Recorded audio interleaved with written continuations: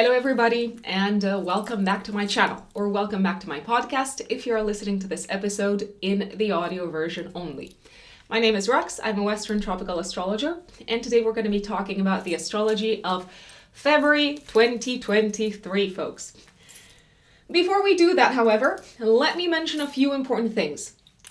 First and foremost, all videos on my channel, all episodes on my podcast, they follow Western tropical astrology because I myself am a Western tropical astrologer. In my practice, I use the whole sign house system.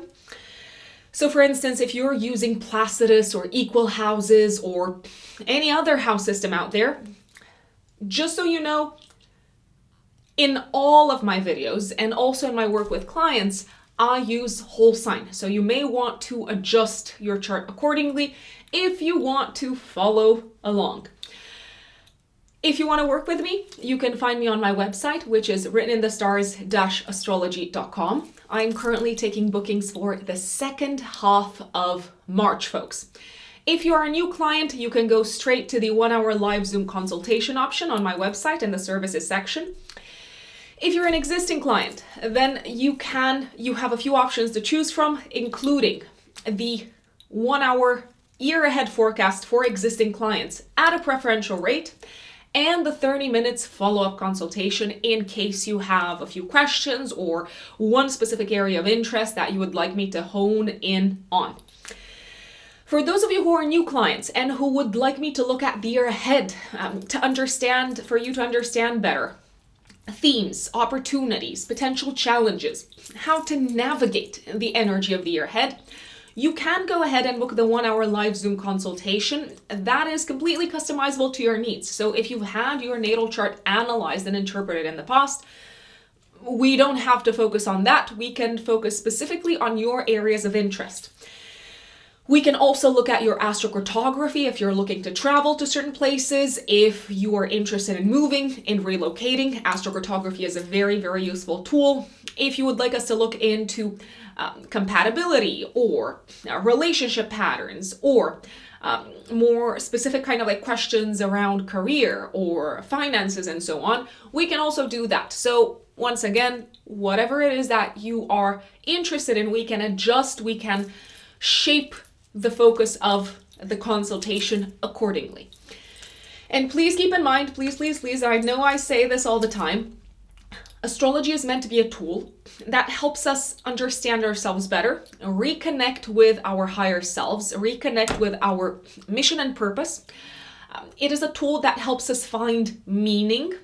It is also a tool that helps us better understand the timeline of our life. However, astrology is not clairvoyance. Why? Well, first of all, because it's a completely different thing. And secondly, because we have free will. We are the co-creators of our reality. So yes, we may be born into certain patterns and aspects and certain kind of like limitations, let's say, but what we do from then onwards, and especially as adults, when we get the opportunity to exercise our free will, that is up to us. Astrology does not predict, for that reason, exact material manifestation. It is only archetypally predictive. That being said, let us dive into the astrology of February 2023. Folks, I can't believe that it's 2023 already. I keep on talking to clients and it's like, and I say, oh, and in 2022, and I refer to 2021 as last year, and they're like, no, Rux, it's 2023, so I need to get up to speed. I absolutely do. In my defense, it has been Mercury retrograde up until the day when I'm filming this, because I'm filming on the 18th of January, so that could be one of the reasons why. Speaking of retrograde and direct planets, February is a very special month. In what sense? Everyone is direct in the sky. Every planet is direct. There are no more delays, no more kind of like misunderstandings or frustrations connected with things getting lost in translation. Things are a lot clearer. They are moving forward. In comparison to March, I dare say that February is quite maybe not a quiet month, but not as eventful as March. March is probably the most memorable month of the year. Why? Well, one of the most memorable words, Rex. One of the most memorable months of the year. Why? Because Saturn changes signs, Pluto changes signs. These are probably two of the biggest events. In February, it's a little bit quieter. Saying that, quiet doesn't mean nothing is going to happen. No, on the absolute contrary, we do have quite a few things happening, but maybe they don't necessarily feel as long-term impactful, or they're in a way more related to parts of our life or events that have already been unfolding or set in motion for some time. What I love about February is that Venus is transiting Pisces until the 20th. Venus is exalted in Pisces, so we may continue to enjoy Piscean activities such as painting, such as taking photos, going to the spa, relaxing, daydreaming, listening to music. We may feel soothed collectively by Venus and Pisces activities, I dare say. The beginning of the month is a little bit disruptive. I mean, there is an element of surprise here. What's happening? On the 4th of February, the sun is squaring Uranus in Taurus. It's a sun in Aquarius squaring Uranus in Taurus. And then on the 5th of February, we have a full moon in Leo activating that sun in Aquarius square Uranus in Taurus. So we have a fixed T-square in the sky. Tremendous pressure. It feels like we are at a little bit of a gridlock. There is an element of surprise that just doesn't seem to allow a series of events or something that kind of like puts leaders face to face with the masses, with the regular people. There's this unexpected event that is coming up like a wild card that basically has us all at a standstill, I wanna say. And if before that we had a certain level of agreement between masses and leadership and those in power, with the Uranus plugging into this full moon, I do want to say that most likely the element of surprise is related to the economy or to something of a financial nature. It could also be related to something that has to do with the resources. So some sort of like disruption of the chain of, I don't know, like distribution of resources. That throws a spanner in the works in between the agreement that was already set in motion or that was taking place between leaders and maybe the collective or groups of people. Saying that, Venus at the time of the full moon is harmoniously aspecting Uranus. So I do believe that mediation can take us a long way, and a willingness to let go on certain fixed attitudes, rigid attitudes, that can take us a long way, that can get us out of the gridlock. Venus in Pisces says, let it go. Let it go. You have a good thing here. Like, don't lose the good thing just because you're being very stubborn. A lot of stubbornness at the time of this full moon. Everyone is being, I think the expression is pig-headed, which is so interesting. Hard-headed, pig-headed. I think they're one and the same thing. Forgive me if I'm saying stuff that doesn't make sense. Again, I want to remind you that English is not my first language, so sometimes I might say stuff that don't make sense. No, it is not a new idiom or expression. It's probably me making stuff up. So I do like the influence from Venus. I do believe that an agreement can be reached even if we've got like several like hard-headed factions not wanting to budge. I would recommend looking back at what was going on around the 20th of July, 2022, because that's when we experienced a new moon in Leo. So whatever was going on at the time may come to a completion at the time of this full moon. On the 10th of February, Mercury conjuncts Pluto in Capricorn. So more secrets coming to the surface, or we might read in the news about stuff that's been going on behind the scenes, maybe quite seedy stuff that those in power wanted to keep us in the dark about, possibly. Buried treasures is the phrase that comes to mind. Buried treasures in the news. At an individual level, this could lead to the uncovering of some sort of secret, I'd say. On the 11th of February, Mercury moves into Aquarius. So our way of thinking is much more objective, detached, scientific, and not so conservative and traditional maybe as it was with Mercury and Capricorn. 15th of February, Venus is conjunct Neptune in Pisces. Oh my gosh, what a day for inspiration. This is the perfect day to meditate, to write a poem, to compose a poem, to surprise your romantic partner with a day at the spa, to surprise them with, I don't know, some form of an escape activity. Careful, if you are meeting someone for the first time around this time, there could be an illusion of like glamour and like them surrounding them, and they might not be exactly who they say they are. So there could be lies or deception that is experienced in romantic situations. A very creative and inspired day, however. So very, very good to use for artistic and imaginative purposes, this energy. On the 16th of February, the Sun is conjunct Saturn. So there's a spotlight being placed on our struggles and efforts that we've been dealing with for quite some time. I want to say for the past couple of years at least.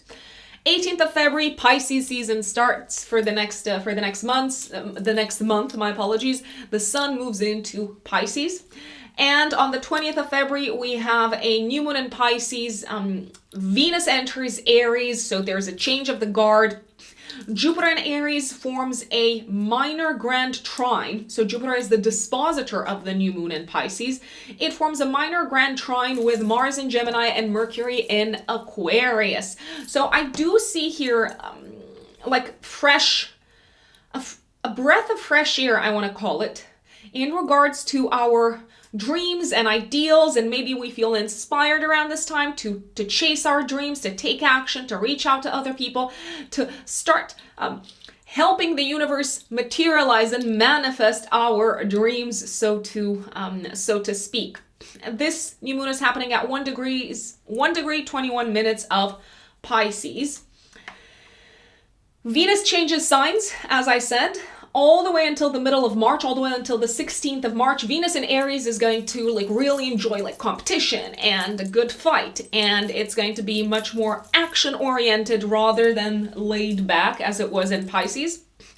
21st of February, Mercury squares Uranus in Taurus. I mean, some, I don't know, like incidents on the road, really feeling challenged by an out-of-the-box perspective on your way of thinking, very possible. And on the 22nd of February, Mercury is going to trine Mars in Gemini. So if the previous day you felt like you were stuck mentally, or some sort of sudden event interfered with your travels or interfered with communications with someone, on the 22nd of February, things are moving forward rapidly and you have a solution, very, very likely.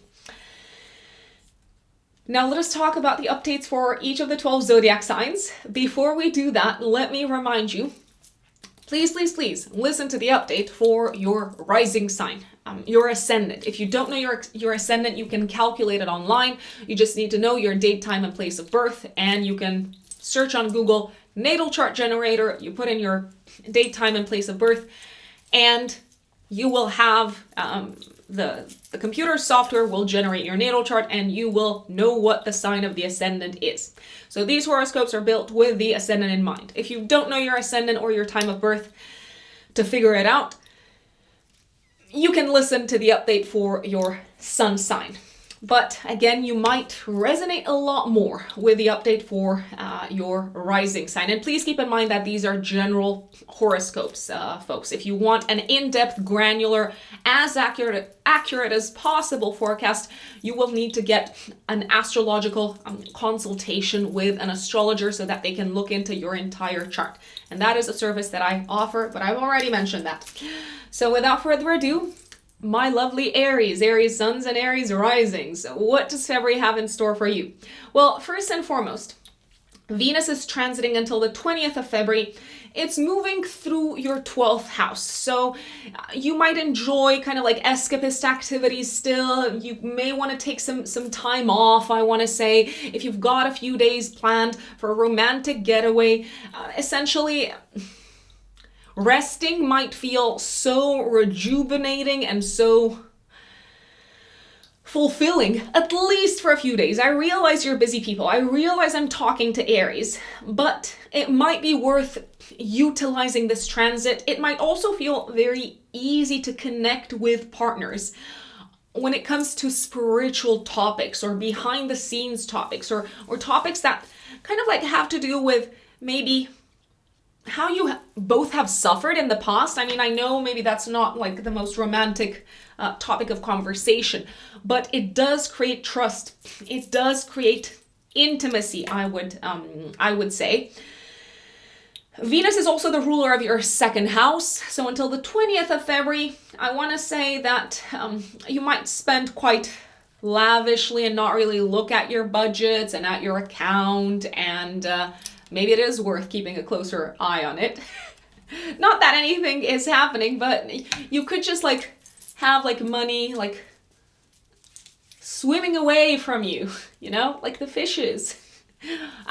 Maybe it is for a good reason. Maybe it is for some time off. Maybe it is for some well-needed rest and relaxation, for like a well-needed massage. Treat yourself, but also careful that at the end of the month you don't look back and say, where's my money? 4th of February, the sun is squaring Uranus in your second house of values, my dear Aries. And this aspect is also very, very active at the time of the full moon that is happening in Leo in your 5th house on the 5th of February, so the day after. Basically, the full moon is active 3 days before and 3 days after. So 3 days before the 5th and 3 days after the 5th of February. I would recommend looking back at what was going on in your life in the area of romance, children, creative projects, passions and hobbies, fun and enjoyment. What was going on around the end of July 2022, because that's when you experienced a new moon in this part of your chart. So this full moon could bring things to completion. You could complete a creative project. Your child could maybe complete, if you have children, an important project in their life. But I do believe there is an element of surprise, and the element of surprise seems to be financial, my dear Aries. The completion of this project, either creative or for one of your kids, might cost you quite a bit. You might also end up spending more than you initially wanted to spend.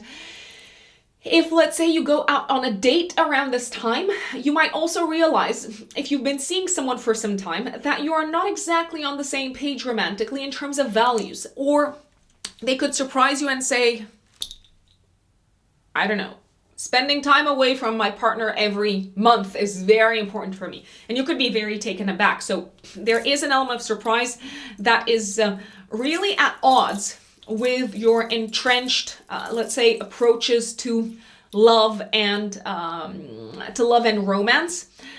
I'd also say that you may feel like you're clashing with a romantic partner when it comes to goals for the future.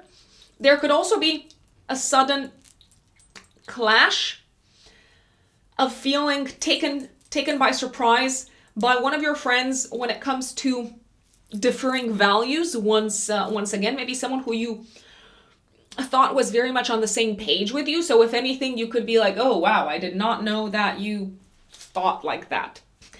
Venus is going to harmoniously aspect Uranus and Taurus in the second house. So let's put it this way. There is a way for you to work with either a romantic partner or to work it out with a friend, but it does require some flexibility on your side. It maybe requires a little bit of like tolerance, maybe even a little bit of forgiveness. It's going to be up to you whether you decide to access that or not, I'd say. This could also be a time when you get slapped with like a significant bill for fun activities, and it maybe cost more than you thought it would cost, Aries. On the 10th of February, Mercury is conjunct Pluto in Capricorn in your 10th house of career. Let's see what's happening here. Mercury rules your 6th house of day-to-day work and your 3rd house of communication. There could be a sudden kind of like secret coming to the surface about one of your bosses or your co-workers. You might also reveal to the outside world something that you have hidden from them, connected with your health or with what you're planning to do work-wise moving forward. Then from the 11th of February onwards, until the end of the month, Mercury is going to move through Aquarius in your 11th house. So a lot of connecting with friends, a lot of socialization, a lot of like talking to people, very active social life and social period for you in general. February seems to be, especially until the sun moves into Pisces on the 18th of February. On the 15th of February, the planet Venus is conjunct Neptune. This could be a time when you feel like crying over lost loves, over, it could be kind of like a moment to be nostalgic and melancholic about partnerships and relationships that didn't work out. A good cry could help. Give yourself permission to be melancholic and nostalgic a bit. Give yourself permission to maybe mourn past relationships. It could also be a time when you just prefer to, I want to say, to lie to yourself about a partner. I mean, you might know what the truth is, but you just prefer to kind of like let it go and not push for complete honesty. You kind of like let it slide in a way. That's not a bad thing. Sometimes that's needed in order for relationships to continue. And I'm sure you know this because you were not born yesterday, Aries. On the 16th of February, the sun is conjunct Saturn in Aquarius in the 11th house. It may feel like the spotlight is very much being placed on your long-term goals on this day, and you may even have conversations and connections and make connections and network with people that are able to help you fulfill these long-term goals. You might also feel like you're called in a public setup, in a public environment, to share how far you've come in the past few years and maybe some of your struggles as well. And it could be nice to look back and say, I have come a very long way. 18th of February, let's see.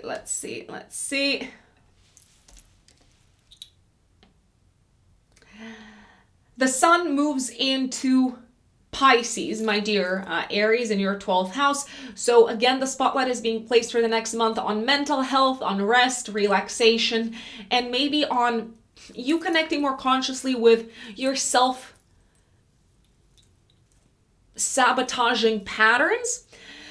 Then on the 20th of February, you have a new moon in this part of your chart. So a lot of looking inwards, a lot of introspection. 20th of February, 3 days before, 3 days after. Essentially, you may decide it's time to give up on old ways of acting that don't serve you anymore. Give up maybe on some old passions and hobbies, or maybe also on some old connections and affections, because they're not going to get you anywhere. Jupiter, the dispositor of this new moon, is in your 1st house. It's Jupiter in Aries. And it forms a minor grand trine, so a harmonious aspect pattern, with Mars in your 3rd house of communication and Mercury in Aquarius in the 11th house. It may feel like you are ready to enter a complete new chapter in which you let go of the demons of the past, of the suffering of the past. You also prioritize your mental health, but you are doing kind of like a thorough cleanup in the closet of your subconscious so that you can take action with courage and with inspiration and with vitality in a new direction, in conjunction with a group of people. So in collaboration with a group of people, or in collaboration with a wider community that you are probably leading, I'd say. You may also choose to present yourself in a new way around this time, my dear Aries, and start working on the new you that you want to put out there, on your new brand, let's say, that has evolved in alignment with how your belief system and your connection with the divine has evolved, my dear Aries. 21st of February, some disruption, possibly on your way on the road to meeting some friends. Also some unexpected expenses connected with social events. I mean, if you're going out and if you're buying a round of drinks, make sure that it's a round of drinks and you're not getting charged like 5 times. And on the 22nd of February, this is a very productive day in terms of brainstorms with a group of people, very kind of like powerful ideas that you put forward to a group of people. You seem to be very persuasive in your style of communication on this day. Your ideas seem to land very well with the community that you are active within, with the community that you're a part of, and also probably within a group setup at work, my dear Aries. This could also be a day when you find quite quickly like a buyer, or like if you're looking to sell something, or you are finding very quickly a good deal, especially something that has to do with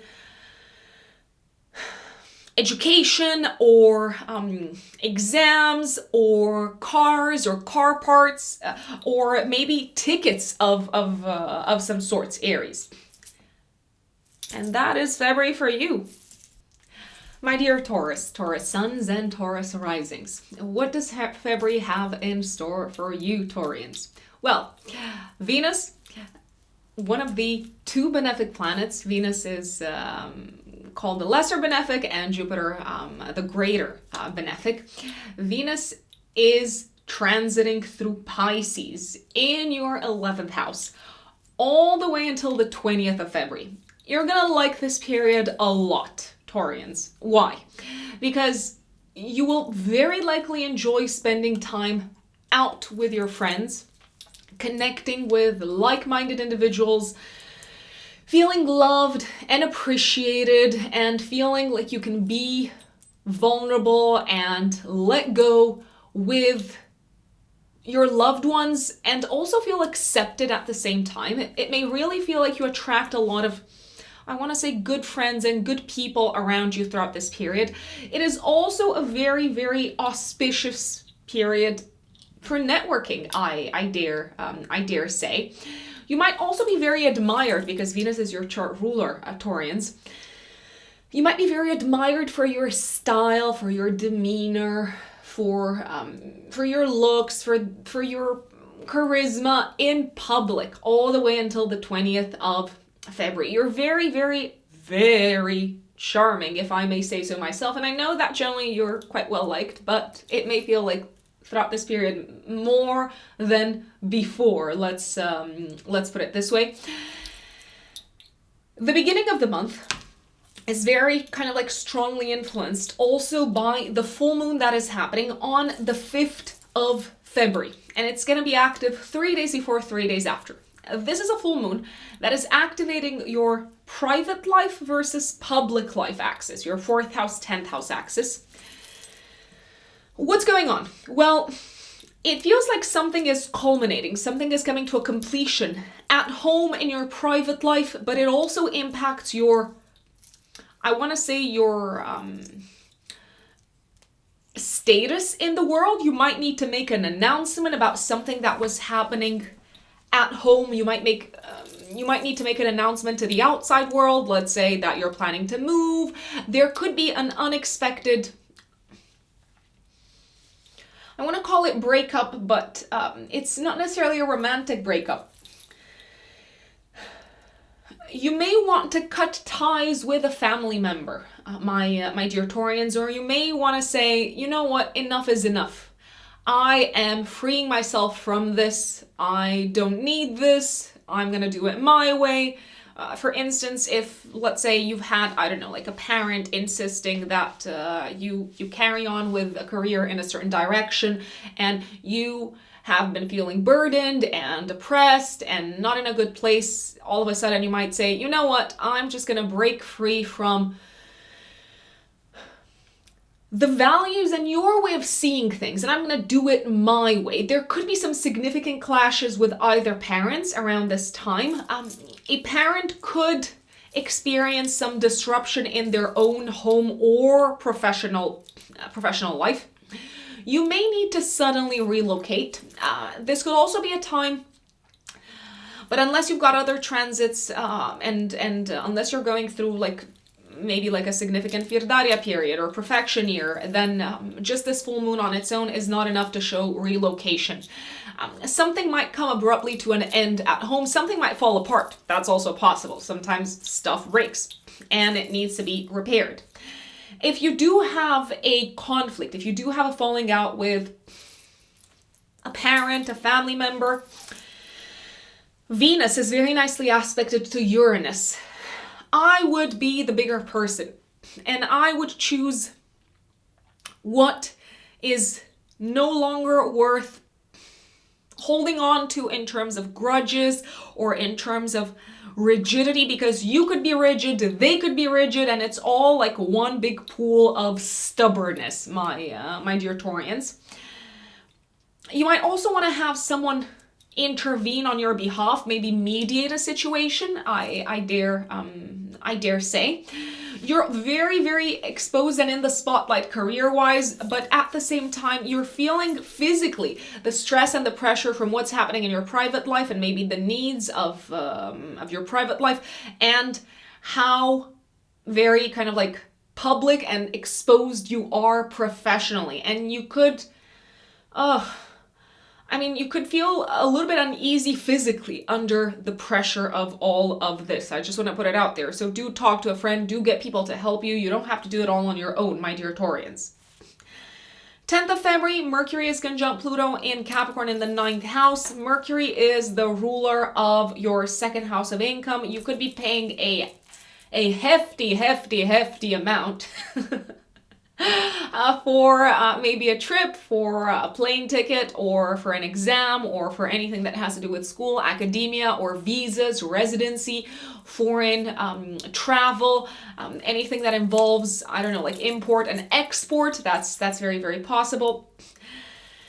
Something could be brought to the surface if you are involved in any sort of trial of a legal nature. Something could be brought to the surface that changes the whole thing.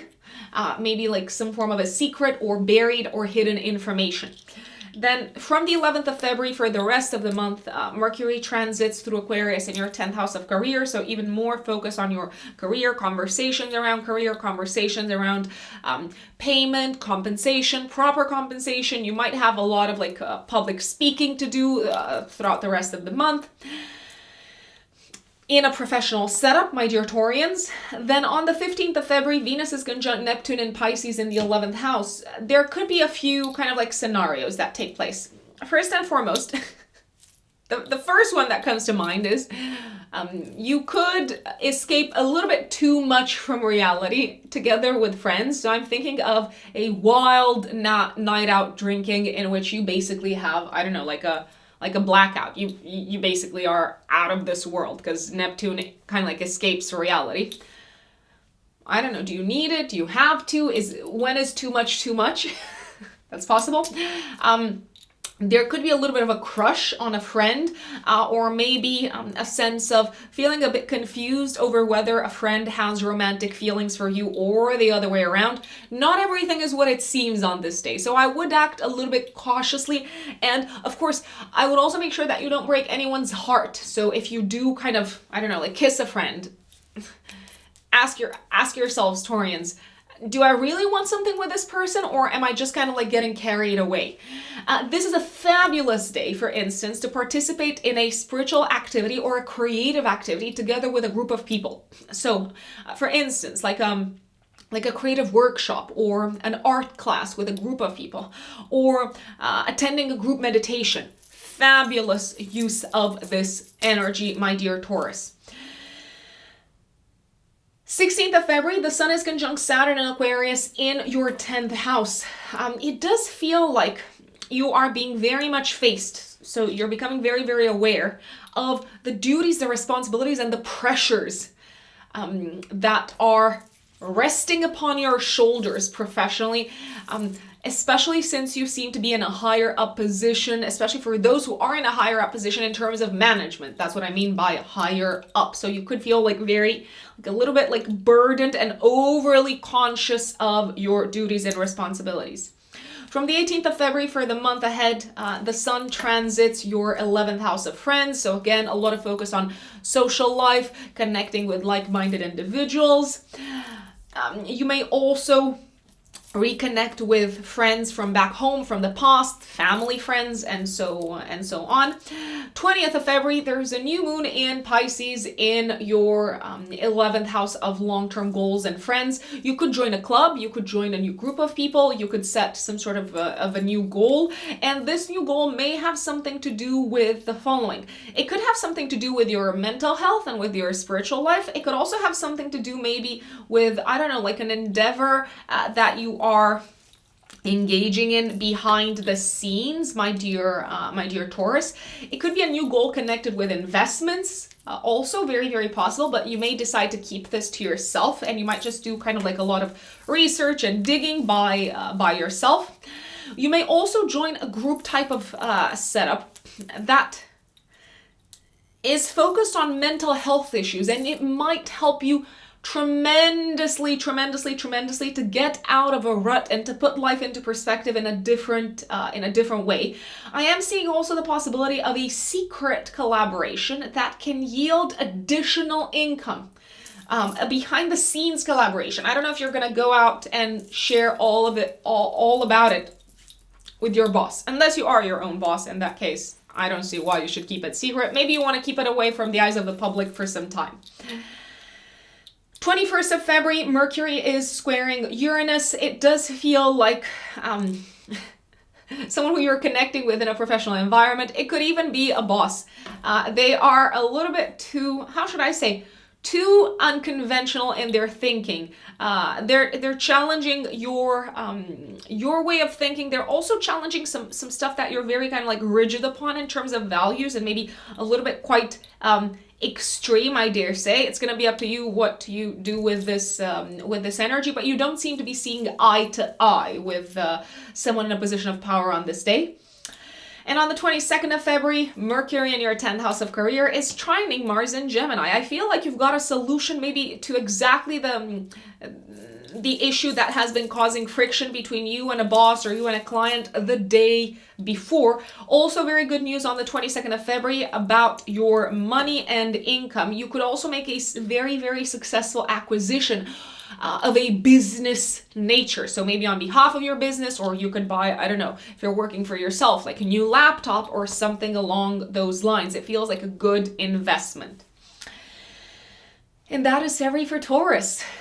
My dear Geminis, Gemini suns and Gemini risings. What does February look like for you? Well, Venus is moving through your 10th house of career, exalted in Pisces until the 20th of February.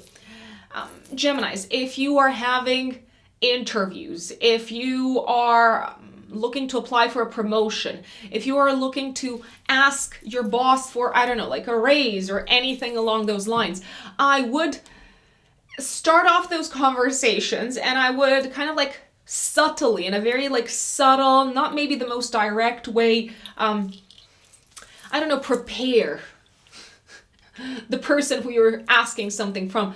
I would prepare them for the ask. I would maybe focus on building a little bit of a relationship with them. In any case, you're very charming, bosses like you. You do seem to be very well liked in a professional environment. It could be a very successful time in terms of networking, my dear Geminis.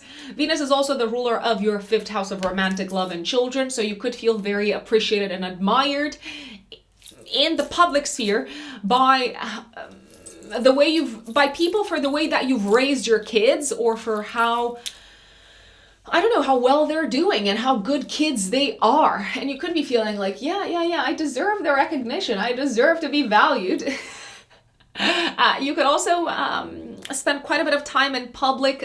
I want to say displaying your romantic relationship. So if you've been dating someone, you might be very keen to like introduce them to friends and like take them out into the world and just kind of like show that you are connected with someone relationship wise.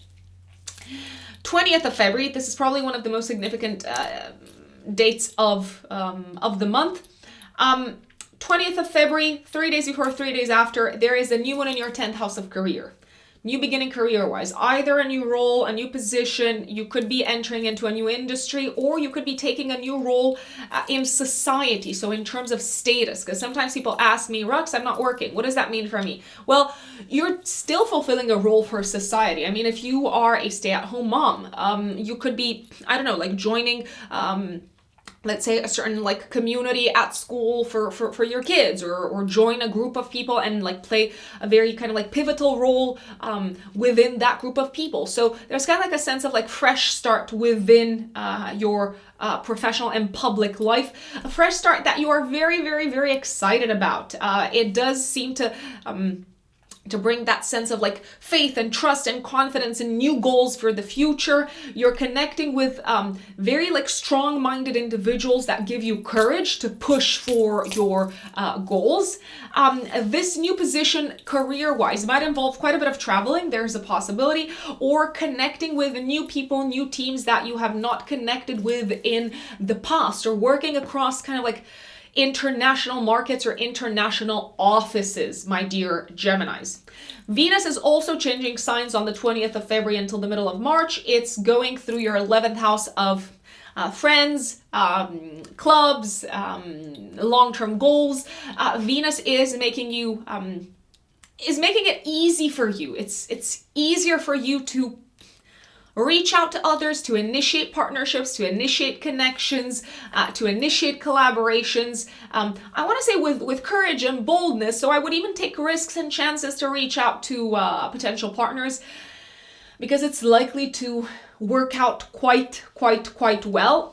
This is also generally a very enjoyable time, so from the 20th of February until the middle of March, to go out with friends, to be social, to do fun stuff, fun activities with friends, maybe activities that also involve a level of like physical movement or competition, I would say, Geminis. Now I'm going to take a bit of a step back. I realize that I've been doing this a bit backwards, but you know, I thought it was important to deliver the work stuff first and foremost, because you've got such supportive energies this month, Geminis. 5th of February, 3 days before, 3 days after, there's a full moon activating your 3rd house, 9th house axis, and it is squaring Uranus in your 12th house. Let's put it this way. Something is coming to completion either in terms of education, studies, classes, courses, exams, sales, purchases. But I don't think it's ending in the way that you thought it would end. I think there could be a spanner thrown in the works. I do think there could be an unexpected element that interferes with what you had planned. There could be some sudden news, maybe that you have to retake an exam, or the result, even if you don't need to retake it, the result might not be exactly what you, I want to say what you expected it to be, Geminis. But let's put it this way. Venus is very nicely aspected to Uranus. There seems to be someone that can help you maybe take this test again, or someone who can put in a good word for you to, I don't know, for you to be some sort of like a leniency, maybe to be able to like retake it, or maybe to not kind of like fail the class altogether. You could hear some disruptive news also connected with traveling. If you are traveling, I'll put it this way, I would expect interruptions. I would expect sudden changes of schedule around this time, both long and short distance travel. For some people, the car might break. I know it's not Mercury retrograde, but it is a full moon in the 3rd house in a tense aspect with Uranus. So there could be like repairs that need to be done on the car, or there could be like a sudden strike. So if you do have any plans to travel around the 5th of February and also the 3 days before, 3 days after, I would be flexible, I'd say. You also seem to have a significant clash with someone in terms of differing opinions on like big picture topics, on maybe like philosophy or politics. Politics is a big one. Religion, maybe. And it's almost like you feel a little bit disappointed because you did not expect maybe this person to think in this manner. They might reveal something about their beliefs that really takes you, it takes you aback, and you might be wondering, can I still collaborate with this person? Can I still work with this person? I thought that we had the same value system, but clearly we don't. Let's put it this way. Some things, are they worth, I don't know, like glossing over? If it's going to contribute to the greater good, maybe yes. What is the greater good? I don't know. That's a question for you to answer, Geminis. I can't answer all the questions for you. I'm joking, obviously. But ask yourselves, what could be useful for you to be flexible upon, I'd say. 10th of February, Mercury is conjunct Pluto and Capricorn in the 8th house. Okay. You seem to be in need of paying like a significant bill or like a big kind of like credit card, I don't know, like balance or something like that. Something buried could come to the surface that shakes up a little bit your investments, if you do have investments.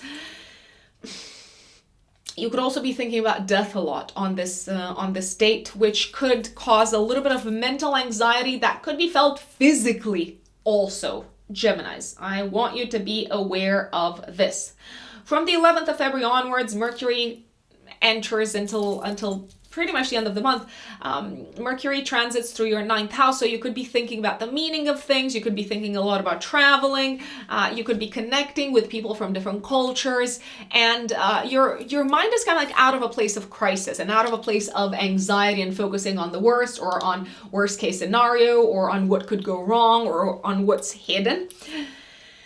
15th of February, Venus is conjunct Neptune in your 10th house of career. Now, careful not to send across the wrong message to a boss or to someone in a position of power. I would definitely not flirt with someone in a position of power, because you might undermine significantly your chances, I don't know, at a raise or at a promotion. So, I mean, who would do that anyway? But these things happen, so no judgment here. I mean, astrology is non-judgmental. Like, we're all humans here. We all do stuff that we don't care to share with the rest of the world because it would be frowned upon. There could also be quite a bit of confusion as to what is expected of you in a professional sense around this time. So if you are signing contracts or agreeing on something professionally around the 15th of February, I would make sure that I read the contract very closely, because there could be some hidden clauses and some maybe unclear parameters or unclear terms that are likely to cause frustration and a sense of feeling lost later down the line. There could also be a little bit of like disappointment maybe with the boss. I don't know, maybe because they're leaving, maybe because you relied on them, maybe because they are not who they said they were. Happens. 16th of February, the Sun is conjunct Saturn in the 9th house. For you, my dear Geminis, let's see. The Sun rules your 3rd house of communication. You could be talking about like some very serious stuff, some work projects with someone from an international office. You could be buying tickets to travel, but probably travel for business. You could also be connecting with a teacher, a mentor about some sort of an exam or class or course or writing program on this day. From the 18th of February onwards, the Sun illuminates your career sector for the next month. We've already talked about the new moon on the 20th of February, and on the 21st of February, there seems to be some disruption, some interruption in terms of foreign travel, or in terms of you kind of like proceeding business as usual with your academic studies. You might also feel like you have to keep to yourself some more like out of the box, unconventional values if you do not want to alienate a group of people from a different culture. But you could be a little bit triggered. You might want to reveal, but you could be triggered and maybe feel like it's wiser to keep it to yourself, I'd say. There could also be some sort of like unexpected, maybe economic or financial event that shake-ups your plans for traveling around the 21st of February. But I do see things moving forward quite quickly on the 22nd when Mercury is trining Mars in Gemini in your first house. So if there was like a spanner thrown in the works around the 21st of February when it comes to traveling, academic stuff, maybe visas, residency, import-export business, you seem to find a very quick solution like the next day on the 22nd. You might also feel ready to take action fast that is going to solve whatever the problem was. So you kind of like have the energy and the stamina, and your mental sharpness is helping you. I also want to say that on this day, you could be wrapping up an academic project. Or if you're not wrapping it up, at least you're doing a lot of work because you've got this like mental passion and clarity that is like, go, go, go, go, go, say all of this, write all of that. So I'm liking the 22nd of February, my lovely Geminis. My dear Cancerians, Cancer suns and Cancer risings, like your trulies here. What does February have in store for us? Well, first and foremost, I have to give a big shout out to Venus transiting Pisces, exalted in Pisces, until the 20th of February. Venus is transiting through our 9th house, so we may very well enjoy some romantic getaways abroad. It is overall a very auspicious time to travel, and it may just feel like things are flowing easily and smoothly and the paths are open, and if there are any sort of like issues, they are being solved diplomatically and without a lot of fuss. There's a lot of enjoyment to be had also in a spiritual kind of setup. So let's say if we are looking to attend spiritual classes or courses or an astrology conference, for instance, something along those lines, it may feel like we are connecting very easily with others. It may also feel like our own knowledge in that regards is being appreciated and admired. We might also travel to see friends or travel with friends because Venus is the ruler of our 11th house of friends. We could also travel with family members since Venus is the ruler of our 4th house. But in any case, it looks like it's gonna be enjoyable, my dear Cancerians.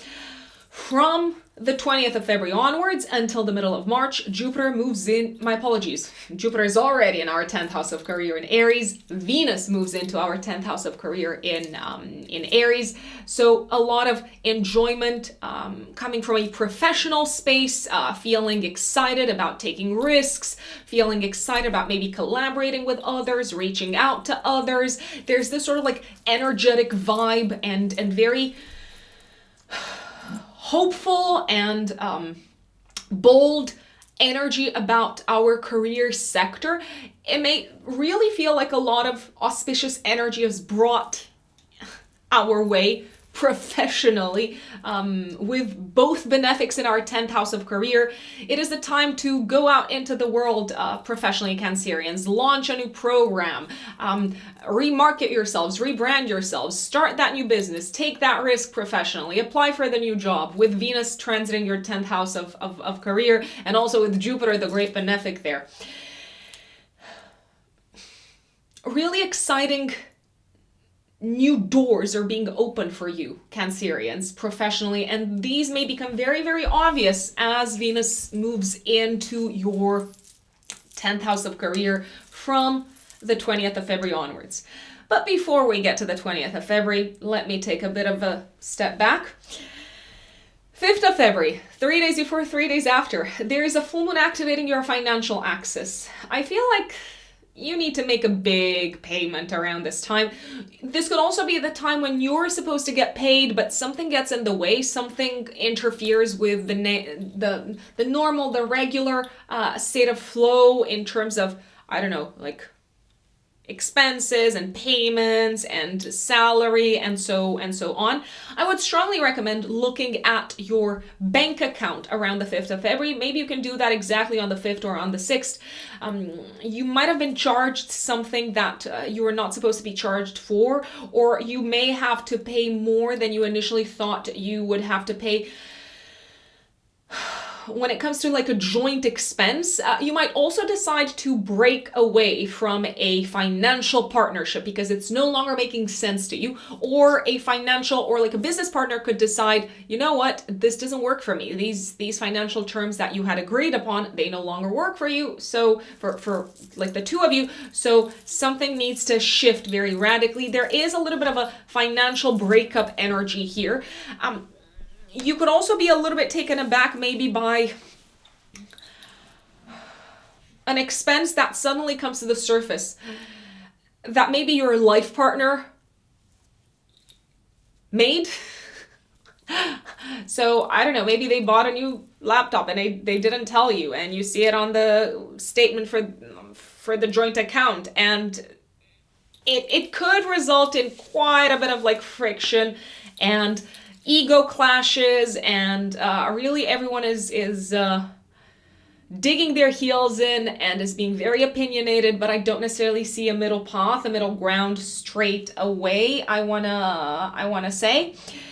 You might also realize that you have to postpone certain plans or change your plans because stuff is shifting financially for you. So you've got other expenses, or you're not in the position that you thought you would be from an income perspective. It doesn't mean that you're in a bad place, don't get me wrong. You've got great energy career-wise, Cancerians. But yeah, there's some surprises, and I don't know how pleasant they all are financially. So just a word of advice. Look back at what was happening financially in your life. What were you buying? What were you being paid for around the end of July, especially around the 28th of July, maybe 3 days before, 3 days after, because that's when you had a new moon in your second house of income. Venus is going to be nicely aspecting Uranus at the time of this full moon. So you may want to listen, you may want to ask a friend for advice in terms of what to do regarding a financial situation, or just kind of like ask for their perspective. The choice is still yours, of course. 10th of February, a secret could come to the surface about a partner. I don't know how happy you're going to be about this. A partner could also experience a little bit of a... I have to say it, Mercury is conjunct Pluto. They could have a little bit of a crisis. They could be going through a little bit of a crisis from a mental health perspective. They could also bring a topic of conversation to your attention that you thought was dead and gone and buried. You thought that you had agreed on it, but no, it's like the partner has more stuff to bring to the table. From the 11th of February onwards, for the rest of the month, Mercury is going to be moving through your 8th house of shared assets, shared resources, a lot of talks, a lot of conversations, maybe with your life partner or business partner about how to manage joint expenses, how to manage joint resources, a lot of objective analysis of this, I dare say, Cancerians. On the 15th of February, Venus is conjunct Neptune and Pisces in the 9th house. I would be very careful for false prophets, false guru energies around this time, like really feeling like you've connected with someone who's going to give you all the answers, and you're kind of like swept away off of your feet by this, I don't know, like out of this world, like mystical philosophy. They could be a sham. Just want to get out there. Neptune does bring illusion with it, does bring glamour, but doesn't necessarily bring reality with it. It is a very good day for mystical experiences in general. So for you to maybe meditate and to connect with the divine and to ask for guidance, to ask for kind of like the greater meaning of what you're going through. You could also forgive someone from your past, a romantic partner. You could forgive a family member. You could feel very emotional at kind of like seeing the bigger picture of your life and seeing the meaning behind maybe painful experiences. If you are traveling, there could be some misunderstandings and some stuff that isn't clear in regards to hospitality, so in regards to maybe your hotel, or maybe also in regards to papers and documents and stuff like that. You could be receiving downloads, I want to call them. I think that's what they're called. I think that's what people call them. You could feel like you're receiving downloads from the divine on this day. I would, however, be very careful not to go overboard with anything that involves drugs, for instance. Who does drugs anyway? Sorry, sarcasm. You have to forgive me. I've got so much Capricorn energy in me. I'm like, sarcasm is definitely my second language. I would strongly advise against drugs in general, but especially on the 15th of February. So it might just not be worth it. You could get lost in a foreign country. I'm like, who wants that? And then on the 16th of February, the sun is conjunct Saturn in your 8th house. You may become very, very consciously aware of some limitations and some limitations in terms of spending your money the way that you want it to be spent because you've got some duties and obligations of a financial nature, either to a partner or to an institution of some sorts. So the spotlight is very clearly being placed upon how disciplined and controlled you need to be around the financial sector. This could also be a time when you feel like you illuminate, so it may be super helpful. You illuminate one of your blockages of a psychological nature, something that has been keeping you in a state of, I don't know, like internal like stress and tension. From the 18th of February onwards, the sun moves through Pisces in your 9th house. So again, a lot of traveling, a lot of being out into the world, connecting with others in cultural setups, such as going to the theater, going to the museum. And on the 20th of February, there's a new moon in Pisces in your 9th house. It's also active 3 days before, 3 days after. My lovely Cancerians, I believe that you may join a new course, a new class, a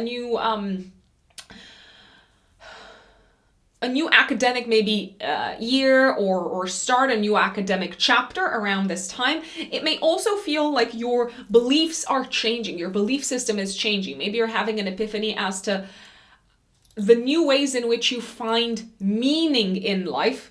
This seems to have something to do with some of the risks that you've taken and that are now paying off professionally. I do believe that this new moon could also bring some sort of a new collaboration with foreign lands and foreign countries of a professional nature. It could also feel like this is the time when you are starting to promote and to share with the world, to spread your message, to share with the world something that you've been working on behind the scenes, that you've been kind of like reading about and studying and preparing and like working kind of like in a very concentrated and focused manner. I like this new beginning. I would also recommend looking into new, how should we call them? New markets, new territories for your business. Maybe examining a new geography, because it could very well pay off, Cancerians.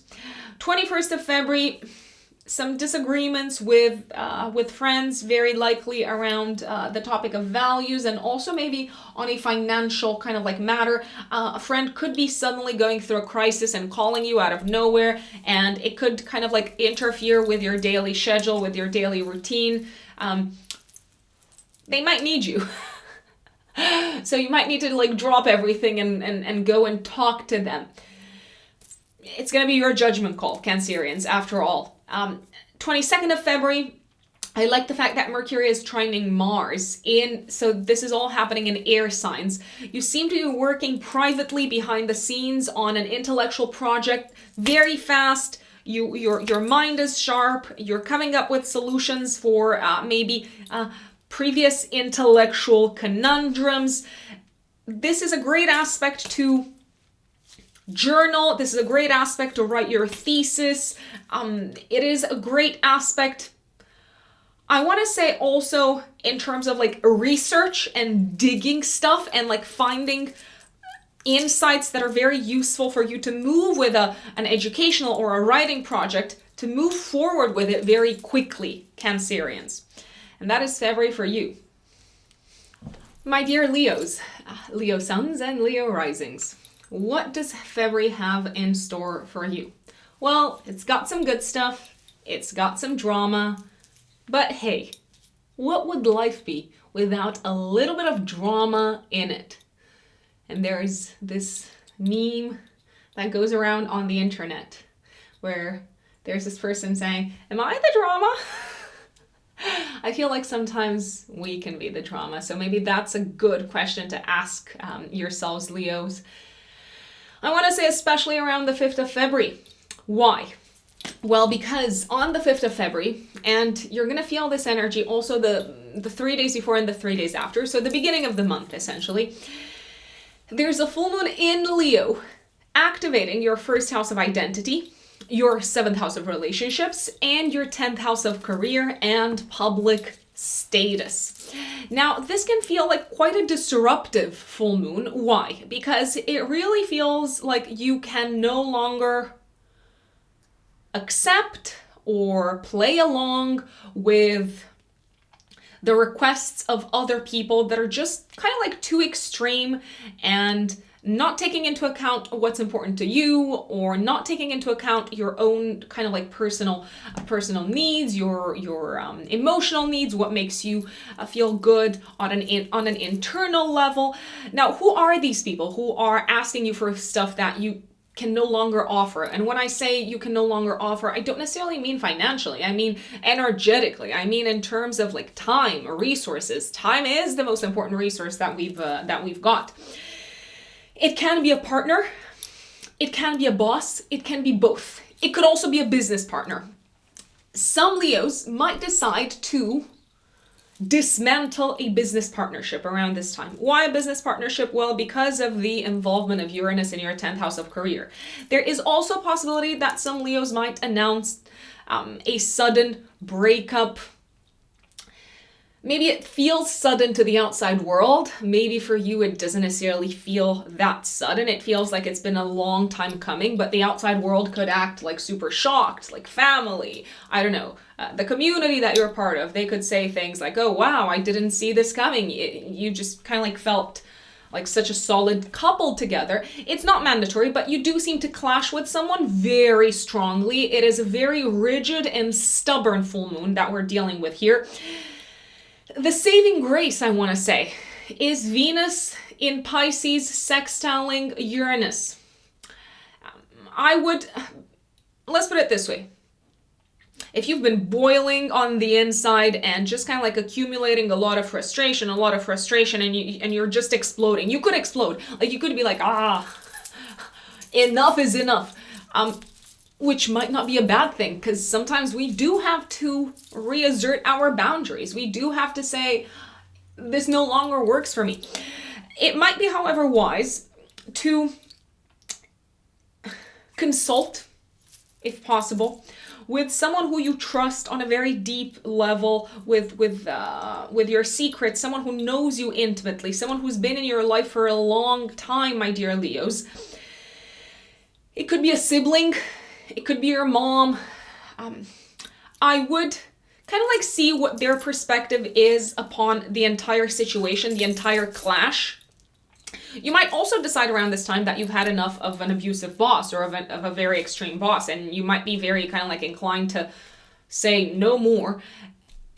I would discuss your stance with someone who is maybe a little bit more forgiving and lenient than you are, because they could put things a little bit in a different perspective and maybe bring some insights to your attention that you weren't necessarily consciously aware, you weren't necessarily paying attention to, you weren't consciously thinking about. This is a culmination on a personal level, Leos. So if you've been looking after your body, you could see results physically. If you have not been taking care of your body, if you've been neglecting your body, then there could be some sort of like physical like challenge that you go through.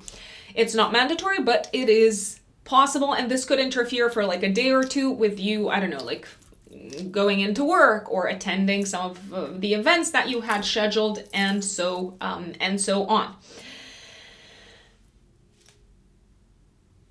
It's not all challenging, but this full moon is a little bit challenging for you, Leos, just because it's happening in your sign, and especially if you've got planets, let's see, around how many degrees? Let's see. I'll tell you which are the Leos that are probably going to feel this full moon the most, and the fixed signs that are going to feel this full moon the most. So it's happening at 16 degrees, this full moon, 16 degrees, 40 minutes. So if you're a Leo with an ascendant at around like 15 to 17 degrees of Leo, or you have a sun around like 15 to 17 degrees, or you've got personal planets in fixed signs, so Leo, Taurus, Aquarius, and Scorpio, you are going to feel this the most. If you don't have planets around these degrees, then it's not that impactful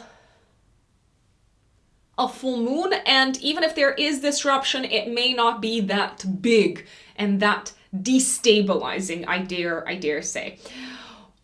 What I do want to flag, Leos, is that all the way until the 20th of February, Venus is transiting through Pisces in your 8th house. If you do decide to leave a job, if you do decide to leave behind a business partnership, you're probably going to walk away with a significant amount of money. It does feel like the other person, be it like a boss or be it a business partner, they are willing to smooth the whole transition with money. So I would ask for a lot. Also, with Venus transiting this part of your chart until the 20th of February, you might receive gifts. It could be an auspicious time to think about opportunities for investment. So I'm liking it. And also from an intimacy perspective, it really feels like you're very, very, very close with someone and you're enjoying that level of both physical and emotional soul connection. So I would utilize this energy. On the 10th of February, Mercury is conjunct Pluto in Capricorn in your 6th house. A secret is coming to the surface at work, or previously buried information is probably going to come to the surface at work. Mercury also rules your 11th house, so there is a possibility that a long-term project at work is going through a complete transformation. A colleague could leave, and maybe a colleague who is also a friend, very, very possible, or they could reveal stuff to you that you were not aware of, and that really kind of like shakes you, it really shakes you up. 15th of February, a very romantic day for intimacy, for sex. Venus is conjunct Neptune in the 8th house in Pisces, but careful not to get too carried away and, I don't know, forget about other commitments, or forget about here I am spoiling your party. Forget about waking up in the morning and going into work if you're sleeping over at your partner's. On this particular day, I would be quite apprehensive and careful when it comes to opportunities for investment, because a project could seem much better and much more lucrative than it actually is. Neptune is connected with illusion and glamour, but not necessarily with the tangible reality. So maybe I would use this more kind of like romantically, this energy. And definitely it can be a very romantic and healing and soothing energy where you also kind of like release blockages at a romantic level.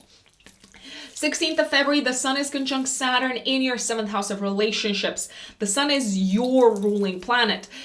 You may feel very limited and restricted by a very rigid partner in terms of expressing yourself on this day. You could also feel very aware from a more productive and constructive standpoint. You could also feel very much aware of how you have grown on an individual level as a result of the challenges that you've been going through within a significant long-term relationship. And sometimes challenges are our best teachers and they really kind of like purify us and strengthen us, I'd say. So it could be a moment of acknowledgement. 20th of February, Venus moves into Aries in your 9th house until the middle of March. My dear Leos, Venus rules your 10th house of career and your 3rd house of communication. You could travel throughout this period for work. You could connect with foreign people or people from different cultures in a work environment or in an educational environment. Traveling is generally very nicely aspected, very auspiciously aspected, and this Venus transit also activates the longer term transit of Jupiter, so it could be a very auspicious period to apply for I don't know, like a PhD or a master's or an academic program, or to plan and start taking like tangible steps in the direction of a long-term or like a long distance, not a long-term, a long distance trip. It's also a very auspicious period overall in which you're likely to get good news connected with legal matters and travel and visa matters, my dear Leos. 20th of February, 3 days before, 3 days after, there's something else happening. There's a new moon in your 8th house, a new beginning in terms of joint assets, joint resources. Maybe you're discussing with your partner to spend money in a different way, to manage kind of like shared resources in a different way. It does feel like you've got a new perspective upon this, and it could work a lot better. It feels like there's collaboration on both fronts. It feels like there's an agreement. You could also enter into a very lucrative financial partnership around this time, my dear Leos. Something that is aligned with your plans for the future, to move into maybe a bold direction.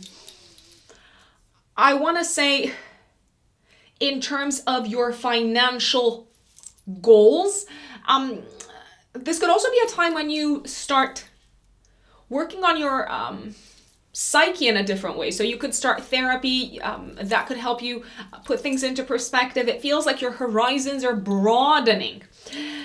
21st of February, maybe a disagreement or a misunderstanding. You're on opposite kind of like ends of a situation with a boss again, and maybe when it comes to your romantic relationships, if you are in a partnership, you may not be exactly on the same wavelength with your partner in terms of what you should be doing next professionally. Or the situation could be reversed. Maybe they want to do something different with their career and you're like, nope, this doesn't make any sense. You might not reach an agreement on this day, so there seems to be quite a bit of like friction. You could reach an agreement on the 22nd of February. Mercury is trining Mars. Mercury in your 7th house of relationships is trining Mars. It feels like you have the path open on how to move together with a partner on a joint matter, a matter of like joint interest. Also, it may feel like you are excited to talk about a new plan with your partner about a home-related matter, a living situation matter. It does feel like you're both energized about the plans that you're making together. So I like it. Probably the most disruptive and a little bit the more challenging part of the month is the beginning of the month, the full moon. I'm just gonna put it out there, Leos. Don't overburden yourselves physically. Don't lose track of your physical limitations, of the fact that you're human and you also need to like sleep, eat, and stuff like that. Just my last piece of advice. My dear Virgos, Virgo suns and Virgo risings, what does February have in store for you? I'll just put it out there. A lot of work, which you're used to, because there is a lot of energy concentrated in Aquarius this month, but also there's some exciting stuff happening relationship-wise. So let me start breaking it down for you. Venus one of the two benefics in astrology, the other benefic is Jupiter, is transiting your 7th house of relationships until the 20th of February. Venus is sweetening your relationship sector. It is helping you smooth any sort of like misunderstandings or disagreements with existing partners. It's helping you reach that middle ground, that sweet spot. It might make you feel very appreciated and loved and charming and charismatic and just very relaxed in the presence of a partner. For those of you who are single, okay, Virgos, please go out and date. I mean, obviously you've got free will. You can do whatever you want, but I would strongly recommend, if you are open to entering into a partnership, I would strongly recommend taking some sort of action in this direction with Venus on this on this side of the zodiac, because Venus in Pisces is exalted, so it's probably one of the strongest transits for meeting romantic partners that you can ask for. Venus for you, my dear Virgos, is also the ruler of your 2nd house of values. So you may connect with someone who is very aligned with you, who is kind of like on the same page when it comes to what they value and what's important to them. And it has been proven statistically, but don't ask me about the statistics because I don't have them. It has been proven that in the long run, a shared value system is absolutely essential when it comes to the longevity of a relationship. So keep that in mind. Very sweet times romantically, but of course we also have to play our part. You could enter into a new relationship around the 20th of February, 3 days before or 3 days after, with a new moon happening in your 7th house of relationships. It may feel like a new chapter. If you are already in a relationship, it may feel like you're turning a new page, a page of more kind of like acceptance and tolerance and of really feeling much more relaxed with your partner, and also feeling that unconditional kind of love, I dare say. This could also be a very kind of like important time when you could actually meet someone. And remember that new moons are new beginnings. So when we meet someone for the first time, or when we connect with someone, maybe we can't see into the distance because we're obviously not clairvoyants.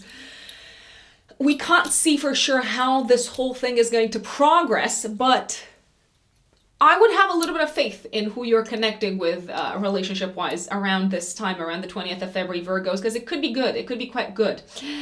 This could also be a time when you sign, when you start a new important partnership, when you start a deal, when you sign a deal with a business partner. Jupiter in the 8th house of shared assets and shared resources is forming a really nice aspect to Mars in your 10th house of career and to Mercury in your 6th house of day-to-day work. You could connect with someone who's going to be fabulous for your professional success moving forward, and who's going to be essential in the next chapter that you're headed into from a professional perspective. It could also feel like you are overcoming some sort of like, I want to say blockage when it comes to relationships and partnerships, and how you are seen as a result of the relationship that you're in public. So it may feel like you no longer care what others think, and it could feel very liberating, I wanna say. Jupiter for you, my dear Virgos, also rules the 4th house of home. You could announce to the outside world around this time that you're planning to move in with a partner. That's also very, very possible. Or that you are planning to, I don't know, create something significant at home, or work on something significant at home with a partner. Or you could start, I don't know, like saving for a property, to buy a property for instance. This could also be an exciting time in which, I really like this new moon. It could be an exciting time in which an opportunity for investment comes into your life via someone else, so from the outside. It also feels like someone new is stepping into your life that's helping you solve some sort of crisis connected with work, or is getting you out of a stagnant situation work-wise. It could be a recruiter, for instance. Venus is entering your 8th house from the 20th of February until the middle of March, until the 16th of March. So with Venus and Jupiter there, this could be a very auspicious period for investments, investment opportunities, like taking risks, taking chances in this direction. But remember, you are completely responsible for what you do with your money. This is not financial advice, so that is totally in your hands. I would be on the lookout, let's say. It could also feel like a period in which people like bring over to you gifts, or are more kind of like quick and like ready or inclined to share their assets with you. It could be also a very auspicious period overall for your partner in terms of growth financially, if you are already in a partnership, my lovely Virgos. Now let's go back to the beginning of the month. 5th of February, 3 days before, 3 days after. There's a little bit of a challenging full moon. Why challenging? Because there's a tense aspect in the sky. It's challenging for everyone. Don't get me wrong. It's not just you, Virgos. There's a tense aspect in the sky between the sun, the moon, and Uranus. There could be a sudden announcement connected with your work around this time, 5th of February. You might decide to give up on a job. You might also decide to give up on a certain way of working. Maybe because you've realized that if you don't, you're going to crack under the pressure. You're going to crack mentally.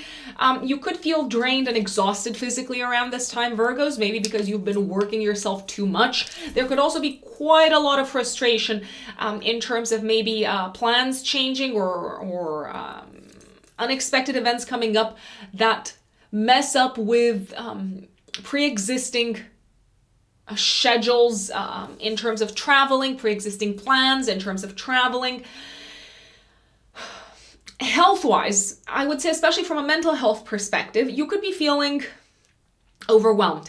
This is a time to really look at your life philosophy and ask yourself, what is important to me, and why am I suffering in silence, and am I creating this place for myself where I'm basically falling apart? Ask for help from someone else. Don't suffer in silence. Venus is nicely aspecting Uranus. Help can come from a partner, from an advisor, from a consultant, even from HR. This could also be a time when something ends at work, but it ends quite abruptly and you didn't see this coming, and maybe it negatively impacts also, or not negatively, but it disrupts some of the plans that you had in terms of traveling and academia as well. That is a possibility. I would see it as a time when something needs to change, otherwise you're gonna crack under the pressure. Something needs to change in terms of priorities and in terms of you learning to be a little bit more flexible, as well as a little bit more attuned to your needs and what's important to you, rather than just to what matters to everyone else and what your duties are. Take some time to rest around this full moon if you can, my dear Virgos. 10th of February, there could be something, especially if you've got kids, there could be something that your child says that takes you by surprise. There could be something that they reveal to you, maybe like a hidden crisis that they've been going through. So I would investigate there. I would kind of like ask them what's been going on in their life. From the 11th of February onwards, Mercury moves through your 6th house of health and day-to-day work. So you're thinking much more kind of like detached and objectively about what's really good for you physically, and you're acting in alignment with that. 15th of February, if you are going on a date, I would not really take the person's word for it at like face value. There's a lot of illusion and glamour and confusion maybe around who someone actually is, and you could put them on a pedestal, but then you might be sorely disappointed because they do not fit the ideal in your head. So careful with illusions around love. 21st of February, Mercury is squaring Uranus and Taurus in the 9th house. Some misunderstandings at work with someone from a different culture, very possibly because of these differences in culture, because of differences in terms of beliefs and also in terms of methodologies. If you had planned to travel for work, something could change. I would make sure if you do travel, especially long distance, that you've got all your papers with you, all your, I don't know, like the passport isn't expired, you've got permits from work and stuff like that. 22nd of February, you seem to be quickly solving a problem or finding a solution. Your mind is on fire and you are eager to share your opinions. You're finding a solution to something that's been maybe on your radar work-wise for a very, very, very long time, my lovely Virgos. Very good news that you can give to a boss connected with a project that you've been working on. You seem to convince others of your views, of your opinions. You're very kind of like strong and at the same time very persuasive in your delivery of a message, because you're working with numbers and with the facts, and the facts and the numbers, they seem to show that you're right. Ultimately, that what you're saying makes sense, that what you're proposing makes sense. A successful deal on this day, it's very, very possible, and you're also very confident and assertive in your speech, and it shows. You're talking like a leader, my dear Virgos, on this day. More of that, if I may say so. My dear Libras, Libra suns and Libra risings, what does February have in store for you? Well, let's start off with the very, very beginning by saying that, of course we're going to start with the beginning. You're going to be quite busy this month, Libras. So you're going to have a lot on your plate, work-wise. There's going to be a lot to do on a day-to-day basis. Saying that, you're probably going to enjoy quite a bit of your work. And also, if you are handling health-related matters this month, my dear Libras, I do believe they are likely to turn out quite well. So you're probably going to be pleased with the results, especially I want to say, until roughly the 20th of February. Why until that point? Because throughout that period, Venus is moving through your 6th house of day-to-day work and health, and it is making your path a lot smoother. So if you've got a lot of work to do, you can collaborate very easily, very successfully with others. There's people who want to help you. If, like I said, you've been dealing with some health-related stuff, it doesn't have to be anything bad. It could just be a routine checkups and so on. I do believe they're likely to turn out quite well, and it's going to feel like it's not a chore, even though it is partially something that you feel like you have to do, not necessarily something that you enjoy doing or that you would do every day. From the 20th of February onwards, Venus, your chart ruler, moves into your 7th house of relationships. So your focus is going to be a lot on the development of your relationship sector.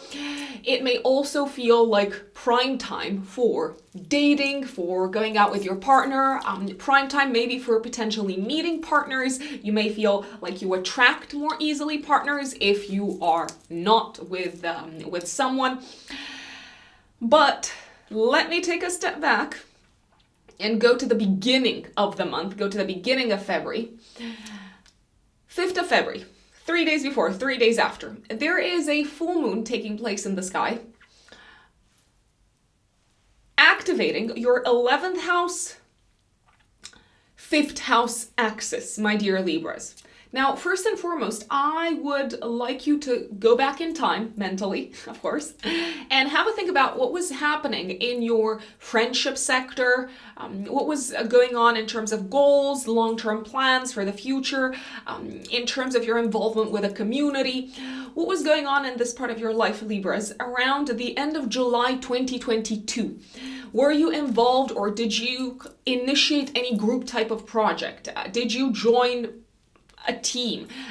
Did anything particular happen in relation to your friends or in regards to a specific friend? This full moon is likely to bring themes of collaboration, friendship, group projects, community involvement.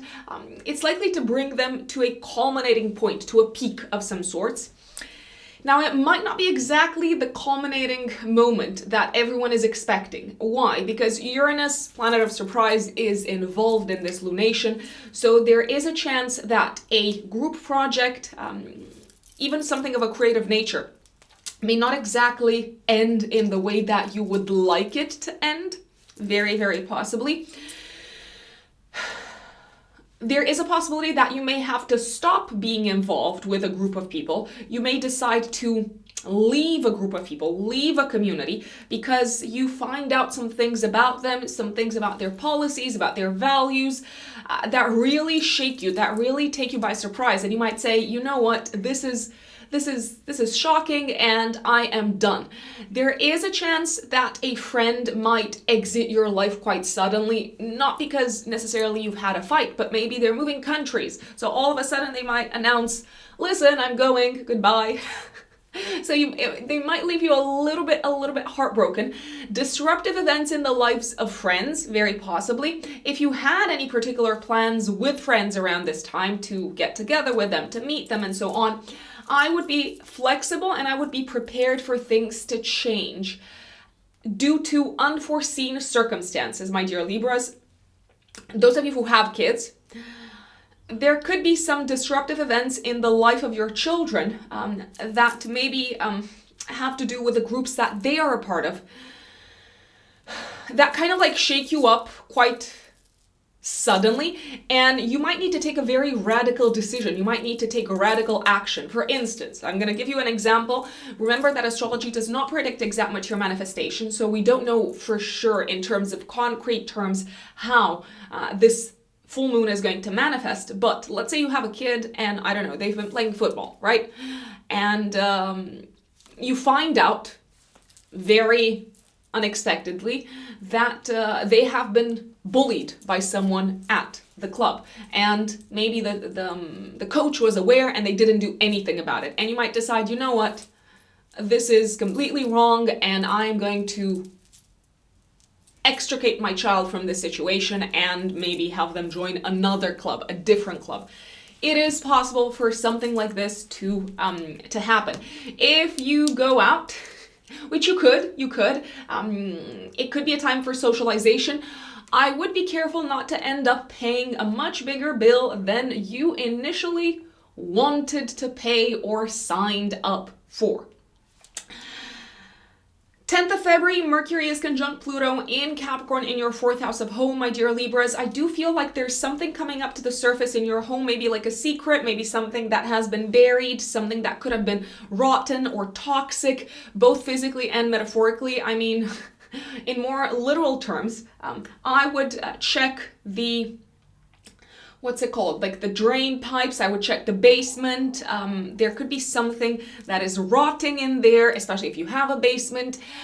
There could be something that has just been simmering under the surface and it comes up to the surface, both literally and metaphorically, around the 10th of February, maybe also the day before and the day after. And you might need to remove this thing, whatever this thing is, Libras.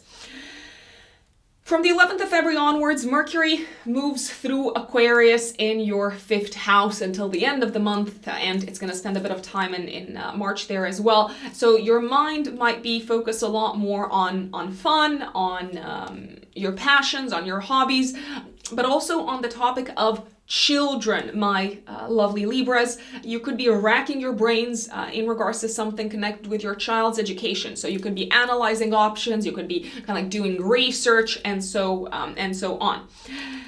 15th of February, Venus is conjunct Neptune in the 6th house. Okay, so this is a day of, it's great for the following. I'm going to tell you what it's great for and what it's not so great for. It is great for wellness practices that involve a certain element of relaxation and escapism, and maybe even like water. So for instance, spending the day at the spa, getting treatments and so on, that could be a great idea. Or engaging in a meditation practice, great idea. Maybe joining a group meditation or something like that. This is not a great day to sign contracts work-wise because there could be some terms and conditions that are very vague, and because of that, further down the line, you may realize that you don't know exactly what you have signed up for, I dare say. This is also a very good day, for instance, to work with energy healing for health-related purposes. So if you've been considering, for instance, to go to a Reiki healer or to do a sound bath, great day for that. 16th of February, the Sun is conjunct Saturn in Aquarius in your 5th house. It may be clear to you, especially for those of you who have kids, what needs to be done in order to achieve a greater sense of stability in your child's life or in your children's life. You might also have an aha moment, and it doesn't matter whether you have kids or not, as to what you want to commit to for the future that is going to make you happier moving forward, and what you need to remove out of your life. And they could be blockages of a mental nature. They could be blockages in regards to your place in society. What you need to remove from your life, my dear Libras, in order to experience a greater deal of joy. 20th of February, 3 days before, 3 days after, there is a new moon in your 6th house of day-to-day work. Some Libras may start a new job. Some Libras, especially Libra risings, may have a new team member joining your team. It feels like this could also be a day when you start developing a new set of skills. You kind of like become the apprentice in some shape or form. What I like about this new moon is the fact that Jupiter, the dispositor of the new moon, is forming a harmonious aspect with Mercury in your 5th house of enjoyment and Mars in Gemini. It feels like you start working with someone, with a team or with a collaborator. It could be with a business partner that has a lot to teach you and that brings a different perspective upon your work. This could also be a day when you start working with a health consultant, and boy, are they gonna rock your world, probably in a positive way. They seem to have a very auspicious impact upon your levels of energy and upon the way you see things and upon your general kind of like life philosophy. So I'm liking it. I'm liking it from that perspective as well.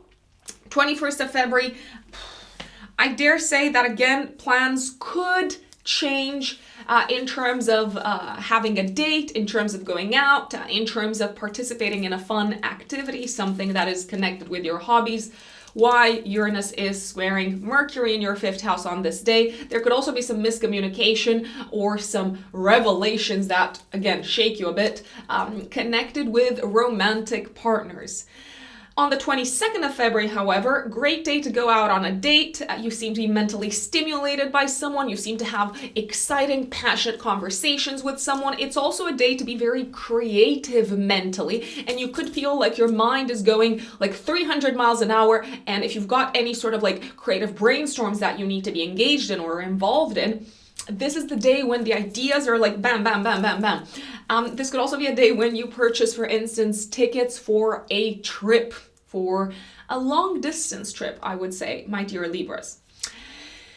Now, if you are a Scorpio sun or a Scorpio rising, what is going on this month for you, lovely Scorpios? Well, Venus, one of the 2 benefic planets in astrology, is transiting your 5th house of enjoyment and romance and children all the way until the 20th of February. What is this? Why is this so special, and what is this period good for? This is very special because Venus is exalted in Pisces. So it's a very kind of like generous Venusian energy that you're benefiting in the area of the 5th house. This is a great time for dating, a great time to do romantic things, to open up to romantic energies, to be swept up your feet. It doesn't matter whether you are already with someone or whether you are single, for instance. For those of you who have children, it could feel like a beautiful, beautiful time to maybe go away with your kids on a short trip, or go out for dinner, or spend some relaxing time together with your kids, where you do a lot of bonding. Speaking of those who would like to have kids, Venus is also connected with increasing fertility. Both Venus and Jupiter in general are connected with increasing fertility. So what can I say? I mean, if you want to have kids, just have sex throughout this period. Of course, I realize it's much more complex than that, but I do want to flag that this is a period to take advantage of, my dear Scorpios. It's just a fun time to be had throughout this period, Scorpios. I would be open to other people from the outside, because Venus rules also your 7th house. I would be open to people from the outside bringing the fun into your life, and not just partners, but also people that you kind of like connect with easily, that flow into your life. And I would say yes to what other people are bringing into your life throughout this period, because it's probably going to be very enjoyable. But completely up to you, completely up to you. Then from the 20th of February onwards until the 16th of March, Venus transits your 6th house of day-to-day work. So it may feel like your work becomes more enjoyable, and it may also feel like you are collaborating more easily with people at work. You may feel excited to form partnerships with people at work. It's a great period to apply for new jobs. It's a great period to start reaching out to others that you want to work with. For instance, potential business partners. I'm liking it. I'm liking it. But let's go back in time. The very, very beginning of the month, especially around the 5th of February, 3 days before, 3 days after. Scorpios who have personal planets in fixed signs, around 16 degrees of fixed signs, or your ascendant around 16 degrees of Scorpio,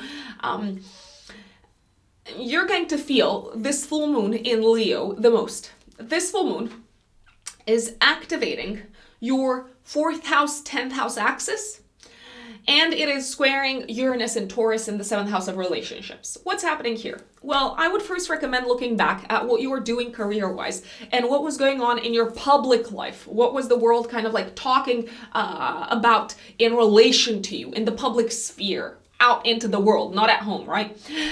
Have a think about what was going on in your career sector and in your public life around the 20th of July 2022, give or take 3 days before, 3 days after, because this full moon in February is likely to bring to a peak themes that might have been on your radar 6 months ago. You might complete a professional chapter around this time, but it could end maybe quite abruptly, maybe not exactly in the way that you would have liked it to end.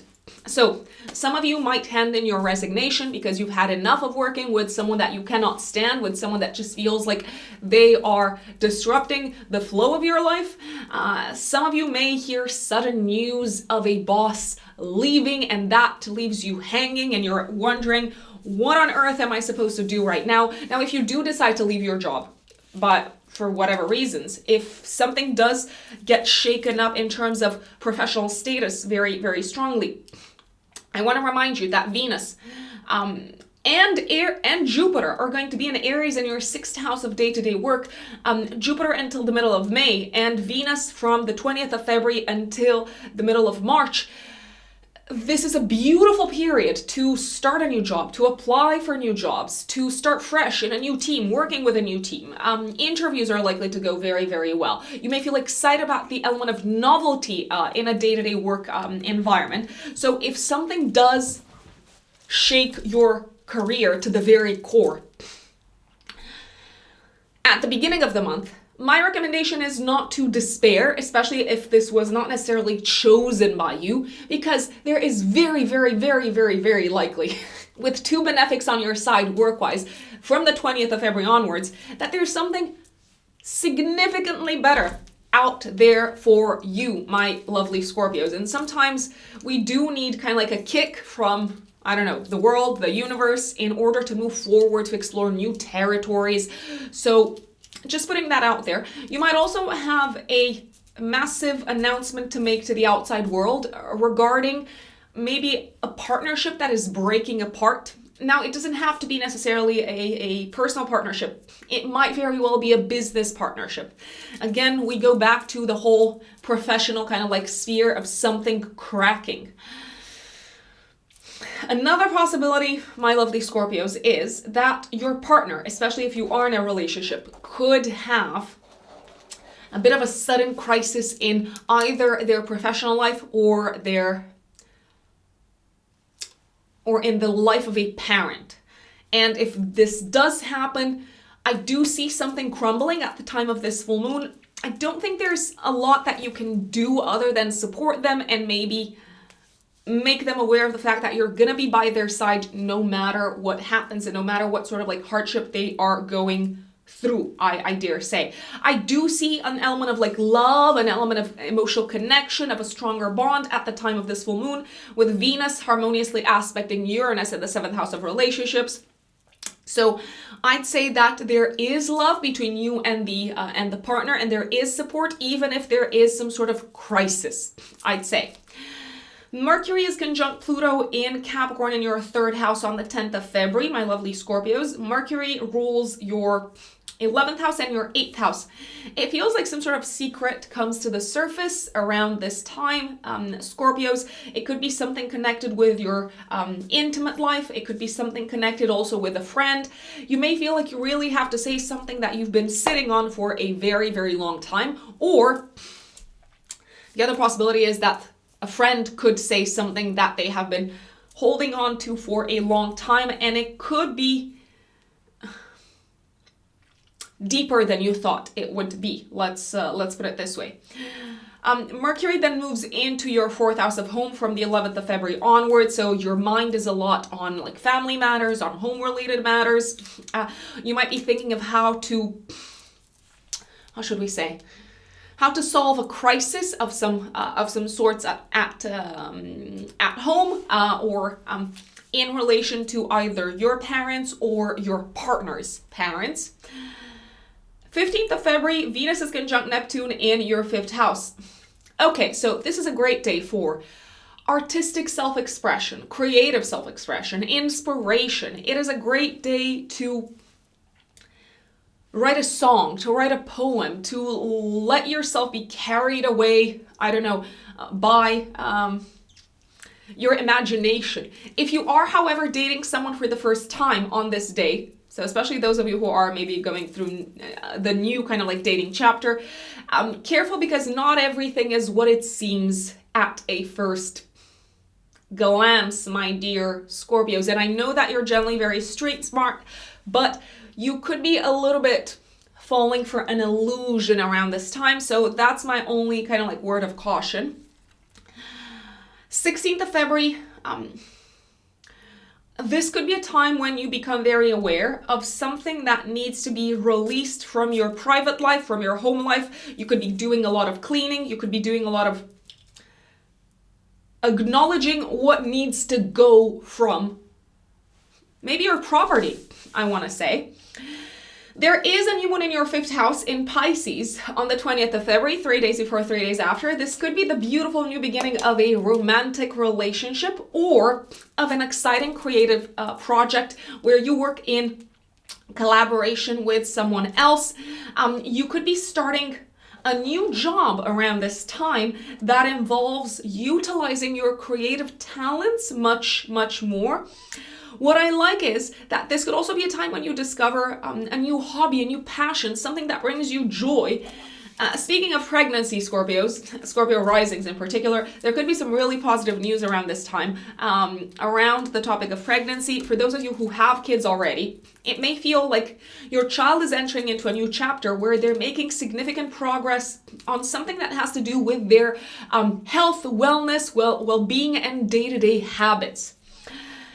I would be careful not to get into arguments on the 21st of February because it does feel like you and a partner, personal or business partner, are kind of like butting heads and you're both very inflexible about a home-related matter.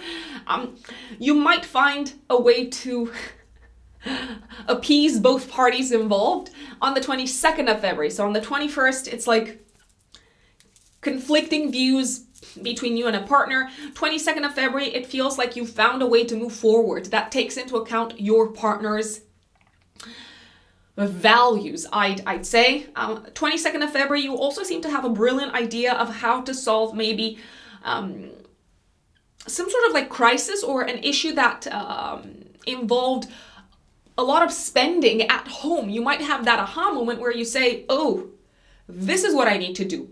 This could also be a day when you clear out some debt. Again, really, really good.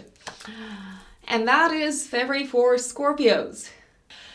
My dear Sagittarius, Sagittarius suns and Sagittarius risings. What does February look like for you? Well, first and foremost, Venus, one of the two benefic planets, is moving through your 4th house of home, family life, living situation, all the way until the 20th of February. I do believe that you are likely to enjoy spending time at home, spending time with your family, getting together with family, maybe hosting family dinners throughout this entire period. This could also be a really pleasant period when it comes to doing things in private, where you don't necessarily feel like you've got to go out into the world, be super sociable, and so on. Venus is also, for you, Sagittarius, the ruler of your 6th house and of your 11th house. What does that mean? So until the 20th of February, you could do some work around the house, maybe paint the walls, maybe buy some beautiful objects for the home. So create a more aesthetically pleasing environment. You might also welcome friends into your house. Very, very possible, and you're probably going to have a jolly good time, as they say. I don't know exactly who says it, but some people might just say that. I also like the fact that you've got a new moon in your 4th house of home on the 20th of February, 3 days before, 3 days after, which could bring in one or several of the following. You might experience a sense of a new chapter kicking off home-wise. Maybe you're deciding to move into a new home. Maybe you're looking at your home and you're realizing, wow, this has changed so much. It's a much more comfortable, warm, pleasant, beautiful, artistic space. You could also experience maybe the family growing in some shape or form. That's a possibility. Maybe you're bringing someone new into the home, into the house. I'm liking the fact that Jupiter, the ruler of this new moon, is forming a harmonious aspect with Mars and Mercury. Mars being in your 7th house of relationships. This could be a time when you move in with a partner, my lovely Sagittarians, or when you decide to start maybe, I don't know, saving money with a partner to buy a home. This could be a time, for instance, when you meet a romantic partner's family or parents, or when you welcome them into your home. Because Jupiter is in the 5th house of children, I would not be surprised if some of you decided, okay, maybe it's time to have a child, or maybe it is time to have another one. I don't know. Just putting it out there. It does feel like you are stepping into a home and living situation around this time, even if you don't physically move. That is overall much more pleasant, much more enjoyable, and creates space for more, I want to say happiness, my lovely Sagittarians. I also want to flag that from the 20th of February all the way until the 16th of March, both benefics, Venus and Jupiter, will be in your 5th house of love, children, creativity, and enjoyment. This is the best time. And I know I'm making some sweeping statements here, but this is a great, great time to have fun, to go out with a partner, to enjoy your passions and hobbies, to share them with someone else, to start a new passion or hobby, to utilize your creative ideas, to collaborate with others on creative projects. You may feel like ideas of a creative nature are flowing through you, and you have this beautiful ability to express yourself, and you're seen and witnessed by others. It's literally also a time for like partying. I feel like people still do that, right? Just because maybe I haven't been to a party in a long time. It's a great, great time to celebrate life, my lovely Sagittarians. Just putting it out there. Now, I'm going to take a bit of a step back. I've given you the good news, right? I've got some disruptive news as well, but I think you will take it, you'll take it in your own stride, and you're going to be able to work with it, even if it changes your plans a little bit. Speaking of change of plans, 5th of February, 3 days before, 3 days after, probably significant change of plans, significant disruption of the status quo, let's call it, of the current state of affairs, let's call it, when it comes to traveling. So if you had any plans to travel, there could be something coming up suddenly at work or something that needs to be attended to on a day-to-day basis. It could be work-wise, it could be health-wise. It could just be kind of like a day-to-day emergency. You might need to postpone a flight. You might need to rebuy your tickets. There could also be a canceled flight, or they could announce you at the very last minute, listen, this is not going to happen. You need to rebook your flight. If you have any exams to take around this time, my dear Sagittarians, again, you might not be feeling your best. And because of that, there may be a need to be flexible with the exams that you are taking. There is a possibility that there is some sudden disruptive news connected with legal matters. I'm thinking visas, I'm thinking residency issues. I'm also thinking maybe if you are involved in any sort of trial, there is a bit of a spanner in the works that is being thrown into the mix. So you may need to approach this whole thing differently. This could also be a time when you decide to part ways with a teacher or a mentor, because you might realize, okay, this is not going to work any longer. You might also need to be very flexible in changing some of the plans that you had made, especially if they involved traveling, connected with your health. So if you had planned, I don't know, like a certain like medical procedure, and you were kind of like going about it business as usual, there could be sudden information that comes to the surface where you realize, oh, I need to change things around, I'd say. 10th of February, I'm like, okay, you're going to be able, I do believe, however, you will find a solution, Sagittarians. I do want to point that out, just because the full moon is happening in signs, even though it is in itself a very disruptive event, it's happening in signs that blend easily with your Sagittarian energy. So Leo is a sign that trines Sagittarius, and Aquarius is a sign that sextiles Sagittarius. So even if there is a surprise, a disruption of the current state of affairs, I do feel like you're gonna make it work somehow. And it's probably going to be your, I was about to say notorious is probably a good word, your notorious optimism and positivity that will save the day.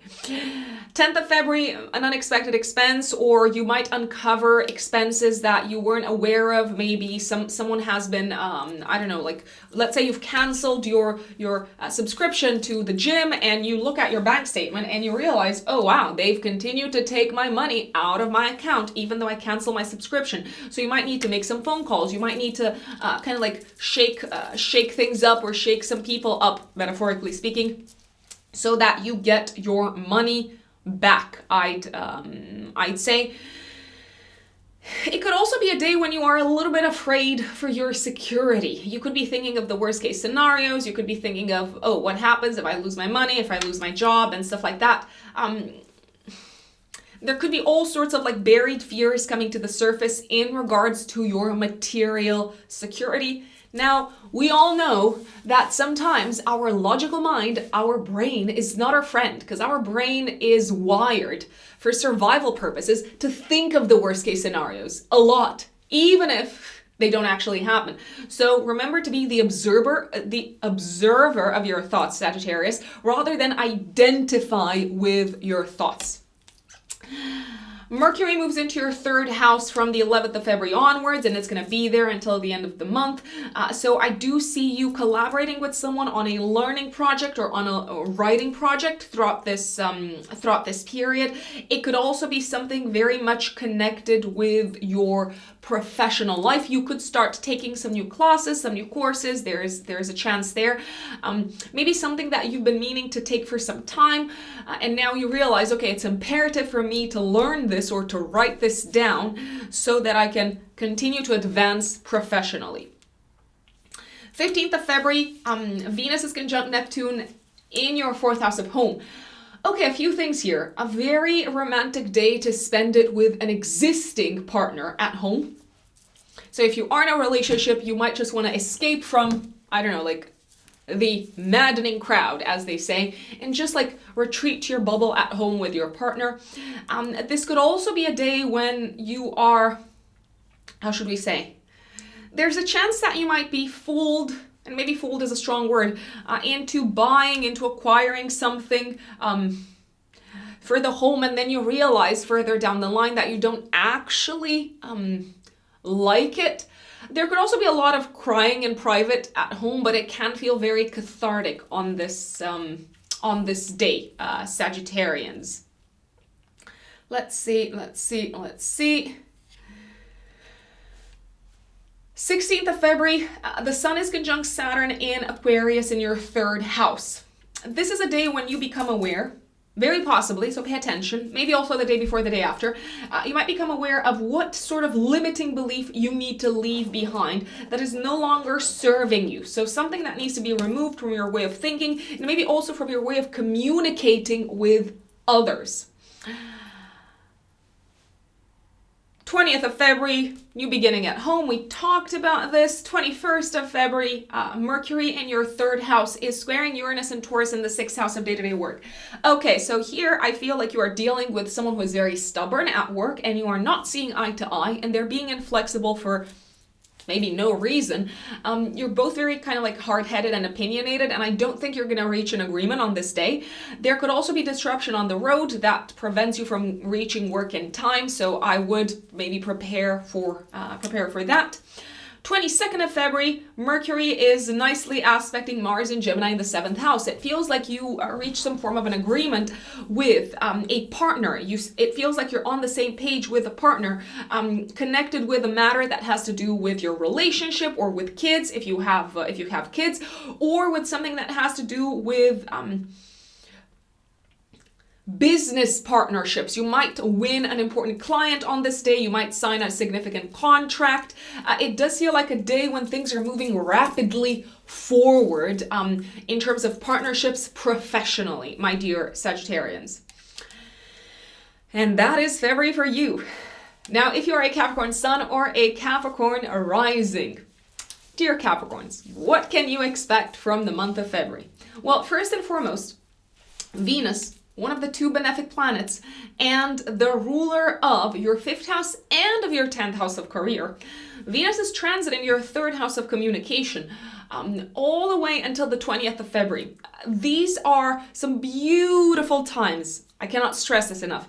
Beautiful, beautiful, auspicious times to network for professional reasons, to also express your love and your affection towards a romantic partner. It may feel like it's easier for you to open up about your affections and your vulnerability, and it might lead to a stronger sense of bonding, I would say, with a romantic partner.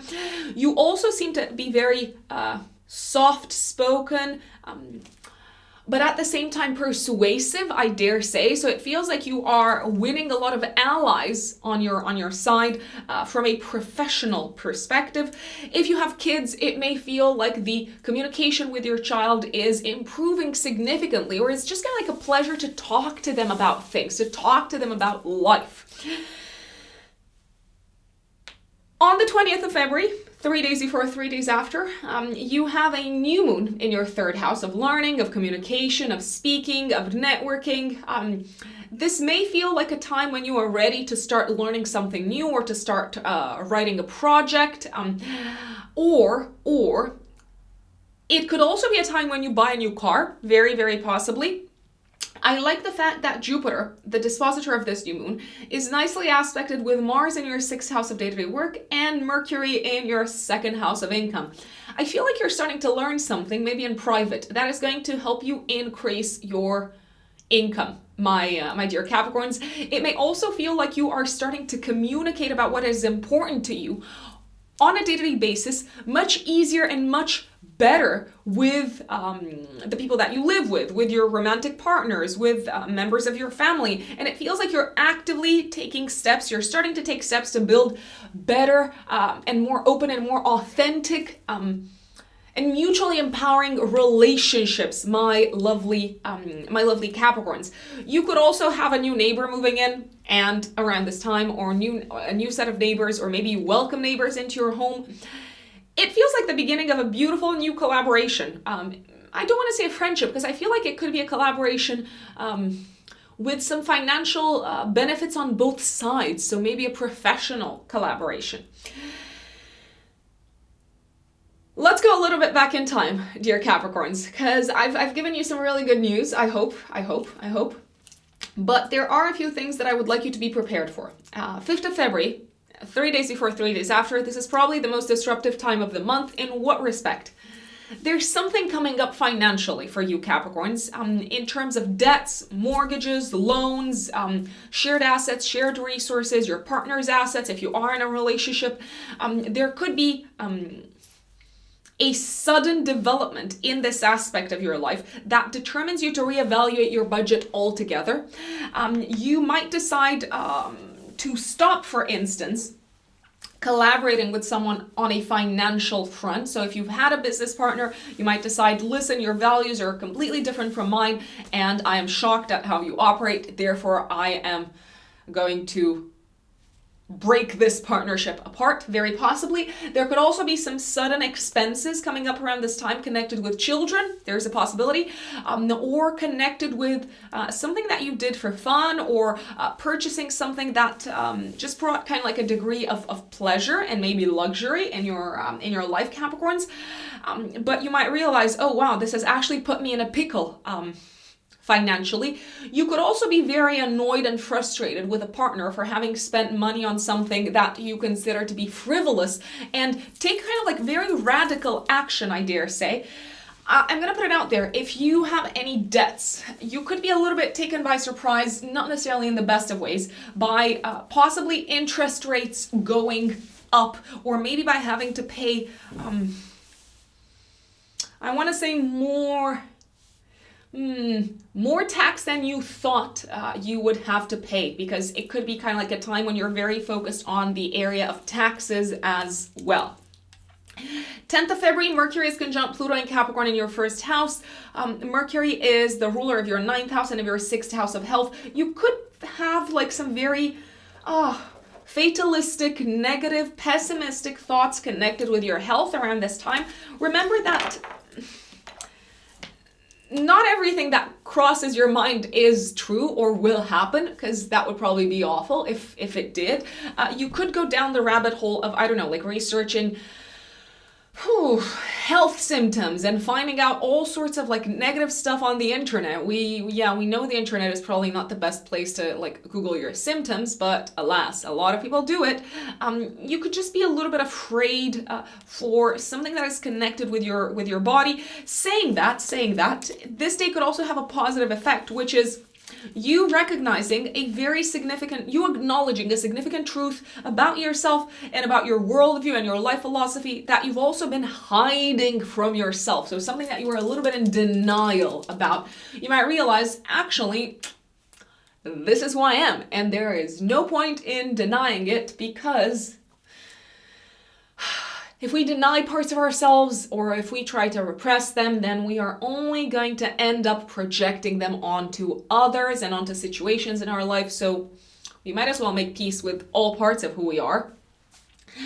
Moving a little bit further in time, 15th of February, Venus is conjunct Neptune in the 3rd house.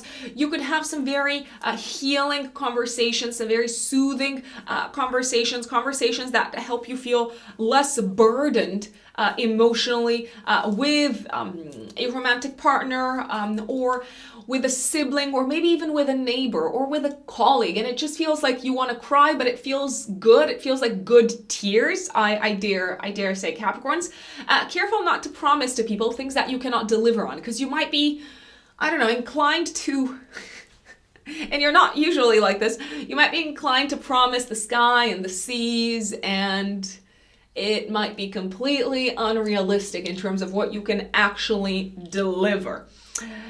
16th of February, the Sun is conjunct Saturn in your 2nd house. You really seem to become very consciously aware of your financial limitations and restrictions on this day, but also maybe of what you need to eliminate from your expenses and from your spending habits moving forward so that you don't feel as restricted in the future.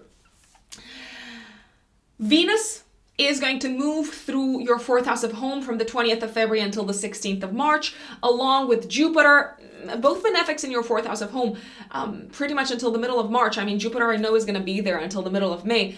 This is telling me that your family can grow, you can find a new home, you can move into a new home if you wanted to, if you want to sell a place, or if you want to experience living in a different place. It does feel like the cosmos is supporting you with whatever new beginning you are looking to step into in terms of property, home, residence, family, and living situation. 21st of February, again, I'm looking at your money, Capricorns, and I have to say that it feels like you've got again another expense, or it feels like you really need to think a bit differently and to get out of a rut of doing the same things, of engaging in the same habits in terms of spending when it comes to either children or when it comes to your passions and hobbies. Something is not working there. I don't know. It could be that your hobbies are very expensive. It could be that you need to change your way of looking at your budget. You maybe need to rebudget. It could also be the fact that you just need to realize, I've been holding myself back and I need to think of how I can grow financially rather than restrict myself further, let's say. And 22nd of February, I like this. This is good news. This is good news about money. It feels like you either win a new client over, or you get paid for a project, or you're getting positive news connected with a raise from work. Now, you may need to fight, or you might have fought for this raise for quite some time. It could also be a time when you realize, you know what, if I increase my rates, if you're working for yourself, for instance, if I ask for more, and if I do a good job, which you probably do, people are willing to pay because they value my services. So I'm liking this day for financial reasons, but also because you seem to realize I can do this differently. And that is Capricorn for February. My dear Aquarius, Aquarius suns and Aquarius risings. What does February look like for you? Well, I've got good news. I have got some surprises. Some of them may be not the most pleasant, but hey, what would life be without a sudden kind of like jolt or twist or turn or unexpected turn of events? I mean, we're Aquarians. We don't want to get bored in this lifetime, do we now?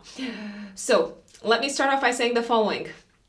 I like how your money is looking this month, Aquarius, for a variety of reasons. And I would strongly recommend that you make the most, because life isn't just something that happens to us. We are active players. We are co-creators of our reality.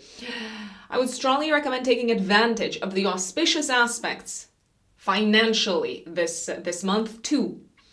Ask for a raise, apply for a better paid job, reach out to new clients, form new partnerships and collaborations financially, so that can have a positive impact on your financial situation. Why is that?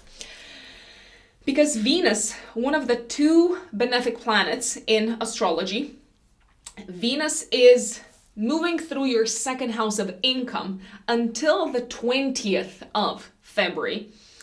This is a beautiful time to attract more money in your life, as I said, to form partnerships that are very lucrative, to also maybe invest in promoting your services better, because Venus is the ruler of your 9th house. So if you have your own business, you might want to invest in a marketing campaign. If you work for someone else, you might want to go and like toot your own horn to your boss, especially since, if I remember correctly from my days in the corporate world, I think kind of like this time of the year is the time when raises are like discussed and agreed upon and so on. So I would make sure to really emphasize what your skills and talents are and to talk about your wins, Aquarius, because it's probably going to come with a significant bump back at you financially, so to speak. I'm also liking the new moon happening in your 2nd house of income on the 20th of February.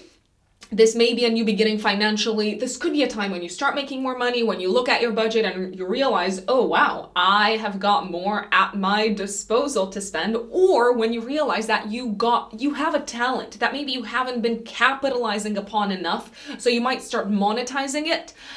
You might also start learning something around this time that will help you better monetize this talent in the long run.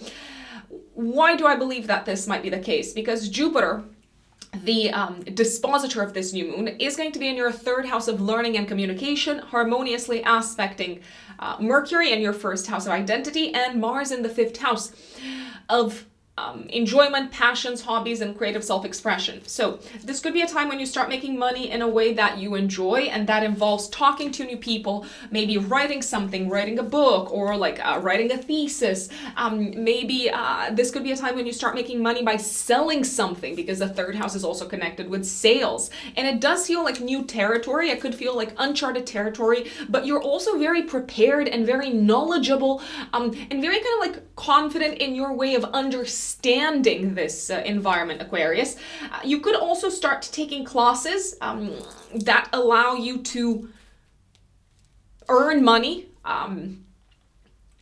when it comes to one of your passions and hobbies. So I'm going to give you an example. Let's say that you've been, I don't know, doing tarot readings on the side, and you realize, okay, people are actually giving me good feedback. What if I take my knowledge to the next level? Let me just enroll in a class. Let me just join a course. You could also start working with people that are somehow kind of like spread out across the city around this time, that maybe require you to travel from one office to the other, but you seem to be excited and in a state of kind of like almost like increased vitality for being on the move much more, Aquarius. I like it, I like it, I like it. If you've got an interview, especially around the 20th of February, especially 20th of February and the few days after, it's looking good. It's looking good. It's looking good, Aquarians. You might just get the job, and I would make sure to ask for the good bucks. I'll put it out there. Especially, obviously, I'm thinking a little bit ahead. Saturn's going to go into your second house of income in March. So you're really going to have to think long-term about your finances. You're really going to have to be very disciplined and responsible and make long-term goals and plans connected with your financial life. You might have increased financial responsibilities for whatever reason. So it might just be worth now, before this happens, before Saturn enters your second house of income, it might just be worth in February growing financially first and foremost. So taking that step up, you're gonna be supported in that, Aquarians, especially Aquarius risings. 5th of February, I'm gonna go back to the beginning of the month. I told you there is some disruption. I told you. 5th of February, 3 days before, 3 days after, there's a full moon activating your 7th house of relationships, squaring Uranus and Taurus in the 4th house. If you are in a relationship, I do believe that your partner might experience some challenges with a parent very suddenly, very abruptly. Maybe their parent needs to move in with you for some time. You might also decide to break, to dismantle, to end a partnership. It can be a personal partnership, it can be a business partnership, but it just feels like you are at this point of stagnation, of increased kind of like tension and rigidity, and something's gonna fall and something's gonna break apart. This could also be a time when you have a significant face-off. And I don't know who's gonna win. I genuinely don't know who's gonna win. Because both parties involved seem to be very stubborn. This is a fixed full moon. There seems to be a face-off with a partner in connection with a home matter, a property, or a living situation matter. For instance, let's say that you want to sell a property or you want to move someplace else, and your partner all of a sudden kind of like says no. And they just feel kind of like very inflexible. Venus, at the time of this full moon, is going to be in your second house of income and values. nicely aspecting Uranus and Taurus in the 4th house. I do believe that if you find a way to maybe rediscuss the terms of the financial situation that you're in. I do believe that if you are maybe getting a raise financially, if you are in a better place financially, it might help to talk it out with your partner and say, listen, why don't we look at it from a different angle? Why don't we look at it from a different perspective? What if I bring in more money? What if we look once again at the kind of like expenses side of things? Something could break in the home, very, very, very possibly. That is certainly a possibility. There is a possibility that you may need to spend some time away from your current kind of like home and living situation, or that your partner may need to suddenly go and like spend some time with a parent or spend some time away from home. It is very, very possible. I would not make very kind of like set in stone plans with a partner connected with home, property, and living situation around this time. I would also look back at what was going on in your relationship sector around the end of July, because 2022, obviously, because this full moon is probably going to bring things to a culminating point in your relationship sector, somehow connected with themes that were on your radar towards the end of July 2022. 10th of February, Mercury is conjunct Pluto in your 12th house. I feel like you're going to want to scream in private. I feel like you might also have, I'm not liking this day in particular for dreams. You might not sleep well. You might have a nightmare. Now, remember that sometimes nightmares do pop up as a result of repressed subconscious material that exists inside of us, but that we don't want to look at. We're afraid of it, we're scared of it, we don't want to process it, so it comes up in the form of not such beautiful dreams, my lovely Aquarians. You could also discover some sort of secret, or try to hide something. The opposite is very possible. Try to hide something of a financial nature from a partner. I don't know why you would do that, but it could happen. You may very well have your reasons. And remember that astrology is not moral judgment. Astrology doesn't care for morals. Let's put it this way. Astrology is just a language, in the same way that English can't be moral or amoral or immoral. Astrology is the same, so there's nothing telling us, oh, this is bad or this is good, right? Morally right or morally wrong. From the 11th of February onwards, throughout the rest of the month, Mercury will be transiting your 1st house, so you might feel much more confident in expressing yourself, in talking about yourself, in communication, you might feel like ideas flow very easily, and you've got a much easier way with words maybe than you generally have. I mean, obviously you're an air sign, so you handle words quite easily, but you could become more sociable and inclined towards communicative self-expression throughout this period. Venus is conjunct Neptune in your 2nd house of income on the 15th of February. I would be careful what I spend my money on if I were in your shoes, especially Aquarius risings on this day, because you could spend money on an illusion, on something that is not exactly what it seems, on something that is not as good as it seems or as valuable as it seems. Also be careful not to be overly generous with your money on this day and to fall for some sort of scam, I'd say. This could also be a day when you connect with, so from an imagination perspective, you connect with something very kind of like subtle in the atmosphere in a way. So you might have certain kind of like insights or hunches or images that are popping up in your head, and that could form significant fuel from an artistic, creative, and imaginative perspective, my lovely Aquarians.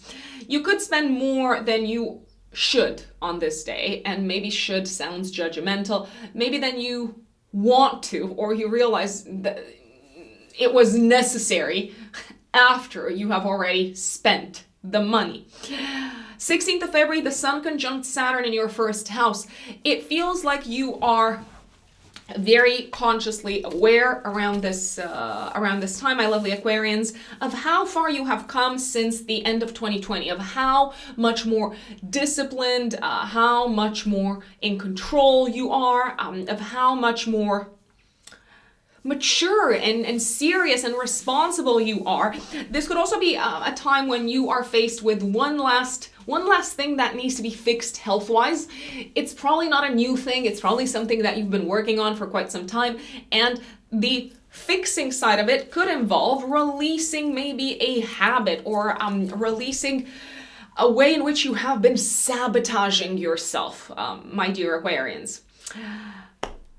Venus is going to be transiting from the 20th of February until the middle of March, until the 16th of March. Venus will be transiting your third house of short distance travel, communications, and with Jupiter there as well. This is prime time to study, prime time to write, prime time to take excursions, short distance trips. It's also a very, very good time if you wanted to buy a car, for instance. I'm just gonna put that on your radar. 21st of February, you seem to be really butting heads with a family member, or you could feel like your train of thought and what you're kind of like focusing on mentally is being suddenly disrupted by something that happens at home or something that breaks at home, I want to say, Aquarius. 22nd of February, very, very creative day. It feels like you're very productive. Your mind is on fire when it comes to creating with words. This also feels like a very exciting day for a date when you are mentally connecting with someone, and it does feel a little bit exhilarating. It does feel a little bit sexy. It does feel like, oh yeah, I could dig this. I could work with this. It also feels like you're finally finding a solution to something of a creative nature. You're finding an objective solution to a project of a creative nature that you've been racking your brains with maybe since the end of October, my lovely Aquarians.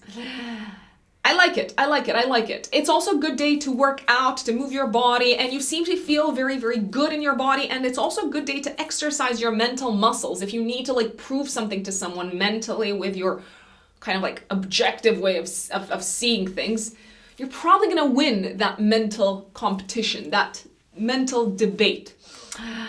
And my dear Pisces, last but not least, Pisces suns and Pisces risings. What is going on in February for you? Well, I've got good news and I've got some disruptive news, but hey, that's life, right? Let's put it this way. Overall, February is quite a chilled month. March, on the other hand, everything changes in March. And I'm not even being dramatic, even though I do have a Jupiter in Leo. I am a little bit dramatic in small doses. March is a month in which Saturn changes signs, Pluto changes signs. It's all happening. But overall, February is quite chill and it's probably going to be quite enjoyable for you. Why? You're going to have Venus on your side in your first house of identity, of the physical body, of how you feel about yourself until the 20th of February. Venus makes you appreciate yourself. It makes you charming in the eyes of others. It may feel like others come to you like honey, like bees to the honey, bees to the flowers. You are very magnetic. That's what I'm trying to say, Pisces. This is also a very, very supportive transit for anyone that's been dealing with health-related issues. Generally, Venus transiting the first house of the physical body is very soothing and very calming. It calms inflammation in the body. I would recommend, if you've got time throughout this period until the 20th of February, to book a massage, to maybe get a haircut, to look after your body, to pamper yourself, to beautify your body, because it's probably going to turn out quite well, my lovely Pisces. And you also have a new moon in the first house on the 20th of February, 3 days before, 3 days after. It feels like your relationship with yourself is entering a new chapter. You might also be starting a new chapter of self-growth and self-development where you value yourselves a lot more, my dear Pisces, where you see that you are capable of maybe a lot more than you thought you were capable of. Your self-esteem is going up. I love it. This new moon may also bring with it a new beginning in terms of how you make your money. Why do I think that this is the case? Because Jupiter, the dispositor of the new moon, is placed in the second house of income. And it's very nicely aspected with Mars in your fourth house of home and Mercury in the 12th house. I think you might start making money from like a secret source or something that you keep private. You could start growing and developing your skills around this time in private. Maybe you're not going to shout it out from the rooftops in such a way that it will benefit your financial situation in the long run. You might also feel like you're entering a new chapter in terms of identity, in terms of your image in the world, in terms of how you see yourself, as a result of significant new beginnings occurring in your financial sector, but also in your home and family life. I dare say you could be ready to also leave behind what has caused frustration, annoyance, stress, anxiety in your private life, and to really say, okay, I'm letting it all go. It's like water washing the stress off of you. It's looking very, very good. You might also start investing in your health a lot more and in ensuring that your body stays in the place where you feel very comfortable with it, my dear Pisces. Let's go back a little bit in time. Probably the most disruptive time of the month is the full moon in Leo on the 5th of February. 3 days before, 3 days after, but obviously the day of the full moon is going to be the strongest in terms of feeling the energy. If you've got planets in your natal chart, my dear Pisces, around 16 degrees of fixed signs. The fixed signs are Leo, Aquarius, Scorpio, Taurus. You're probably going to feel this full moon the most. If you don't have personal planets or angles such as the ascendant or the midheaven around 16 degrees of fixed signs, you might just kind of like notice the drama unfold, but maybe not feel that strongly impacted. Drama is probably a good word. This full moon is activating your axis of work, service, and health. Suddenly, all of a sudden, a few things could happen. And I do believe that suddenly is a good keyword for this full moon. Suddenly, a coworker might leave, a team might be dismantled, daily kind of like ways of working might end up being thrown out the window, my lovely Pisces, and it really seems to mess up with your day-to-day, I dare say. You could have like a full-blown crisis of a communicational nature with a coworker or with someone that you've been working with for a long time, and it may feel like your ego is being bruised, Pisces, and as a result of that happening, you might even decide, you know what, this is not worth it. I'm just gonna resign. I wouldn't be surprised if you suddenly decided to resign. Let's put it this way. Venus in your first house at the time is going to be nicely aspecting Uranus in the third house of communication. I'll just say this. Ask yourself what is in your best interest. What is going to make you feel the best with yourself? What is going to make you feel the most wholesome? What is going to make you feel most appreciative of yourself moving forward? Is it resigning? Is it speaking your mind? Is it being the bigger person and realizing that someone is like so stubborn and narrow-minded that there's just no point in fighting them? Completely up to you what you decide to do. There could also be a sudden, unexpected development health-wise that you need to attend to straight away, I'd say. I wouldn't necessarily say that it's a very kind of like serious, like awful thing. Probably not, but it may feel like something that requires you to put everything else on hold and attend to it. So I think the urgency and emergency aspect of it is probably the most frustrating, I dare say. This could also be a time when you realize, even though you may not like it, that you have to give up on a habit or on something that you used to do on a day-to-day basis because it is negatively impacting your health. And I don't think you're going to be happy to give this thing up, but what is more important to you? Carrying on business as usual, or being in the best possible health that you can be. Travel plans connected with work might also fall out the window. People may not show up to work-related meetings. I mean, what can I say? Ask yourselves, is this about me, or am I making it about me, or is this just life being unexpected sometimes? That's how I would look at it. 10th of February, Mercury is conjunct Pluto in your 11th house. I feel like this is when a friend might reveal a deep, dark secret to you, or when you might find out a deep, dark secret about a friend. For you, Mercury also rules the 4th house of home. There is a chance that you may realize something needs to get out of your home if you want to stick to your goals for the future. For instance, you might realize, I don't know, that you can no longer live in the place that you live in, or that you need to make some sort of like change or adjustment, or if you've been living with, I don't know, like certain roommates, you might need to find different roommates. It feels like you are very kind of like aware of maybe a truth, you're becoming aware of a truth that you did not want to admit, I dare say, my lovely Pisces. Let's see. On the 15th of February, Venus is conjunct Neptune in the 1st house. I'll put it this way. You could feel very kind of like emotional on this day. You could also feel inclined, how should I put it, to use your charms.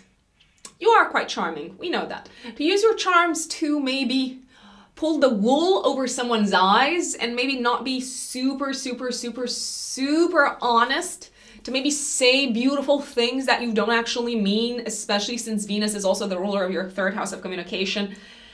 Ask yourselves, Pisces, is this for a good cause, or are you doing this because you just want to avoid conflict? This is a very good day to immerse your body into Neptunian states, such as states of meditation, of daydreaming. I would take maybe this day, if I could, I would take it off and I would give myself permission to just float, metaphorically speaking, on this day, to just relax, I would say. 16th of February, the Sun conjunct Saturn in your 12th house. You may feel like the spotlight is being placed on one of the ways in which you have been sabotaging yourself, and one of the ways in which you have been holding on to goals that are no longer relevant for your future, my dear Pisces.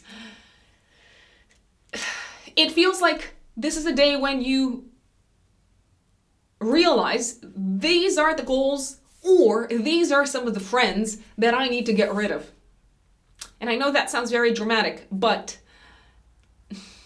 not everyone is meant to be in our lives forever. And I'm sure most of you have experiences that kind of like confirm that. The good news is that the energy of Aquarius is very kind of like objective. So at a very kind of like rational level, you might realize this is the right thing to do. Let's see what else is happening here. 21st of February, disruption on the road. I mean, if you had plans to travel somewhere, all of a sudden you might change your mind because Mercury is squaring Uranus. You might also feel taken aback by some sort of information that a partner reveals to you. There could also be some like thoughts or scenarios, mental scenarios that are eating you up on the inside and that are giving you anxiety, connected with your relationship with a family member or connected with the relationship with a partner. I would be careful what I say on this day and who I say it to, because there could be some very explosive reactions. Let's put it this way. It may feel like you have to kind of like keep your thoughts to yourself, even if you are kind of like shocked a little bit by how someone thinks or by how they speak to you. 22nd of February, you seem to be finding a solution to work together, to kind of like find middle ground, common ground with a family member, because Mercury is nicely aspecting Mars in the 4th house. Mars is also the ruler of your 2nd house, so I feel like this is a time when you may secretly kind of like make some changes around the home and maybe spend some money, and you feel very kind of like proud of it yourself, but you don't want to share it with other people. It also feels like you have an idea of how you want to move forward, and it's very clear to you how you want to move forward with an initiative that is important for you at home. So in terms of your living situation, you're probably not going to talk to everyone about it. You might just talk to a partner about this, but it feels like you're getting out of a point of frustration and stagnation at home. It could also be a day when you are very productive when it comes to writing matters, or reading and learning, but in the privacy of your home. You could just feel like you want to spend a day at home and like power through any sort of like theses, homework that you've got to do, or power through maybe some reading material. And it's like your mind is absorbing the information very fast and the words are coming to you very easily. So I love it. Folks, that is your February horoscope. Don't forget that if you want to work with me, you can find me on my website, which is writteninthestars-astrology.com. You can go straight to the services section and book consultations with me from there. I'm currently taking bookings for the 2nd half of March. And if you would like to leave a donation for the work that I do here on YouTube, and especially if you're not interested in getting a personal reading with me, there is a thanks button underneath the video, and you can show your support in that way. And last but not least, don't forget that I'm also on Instagram at RuxUnbelievable on Instagram. Enjoy February. Bye.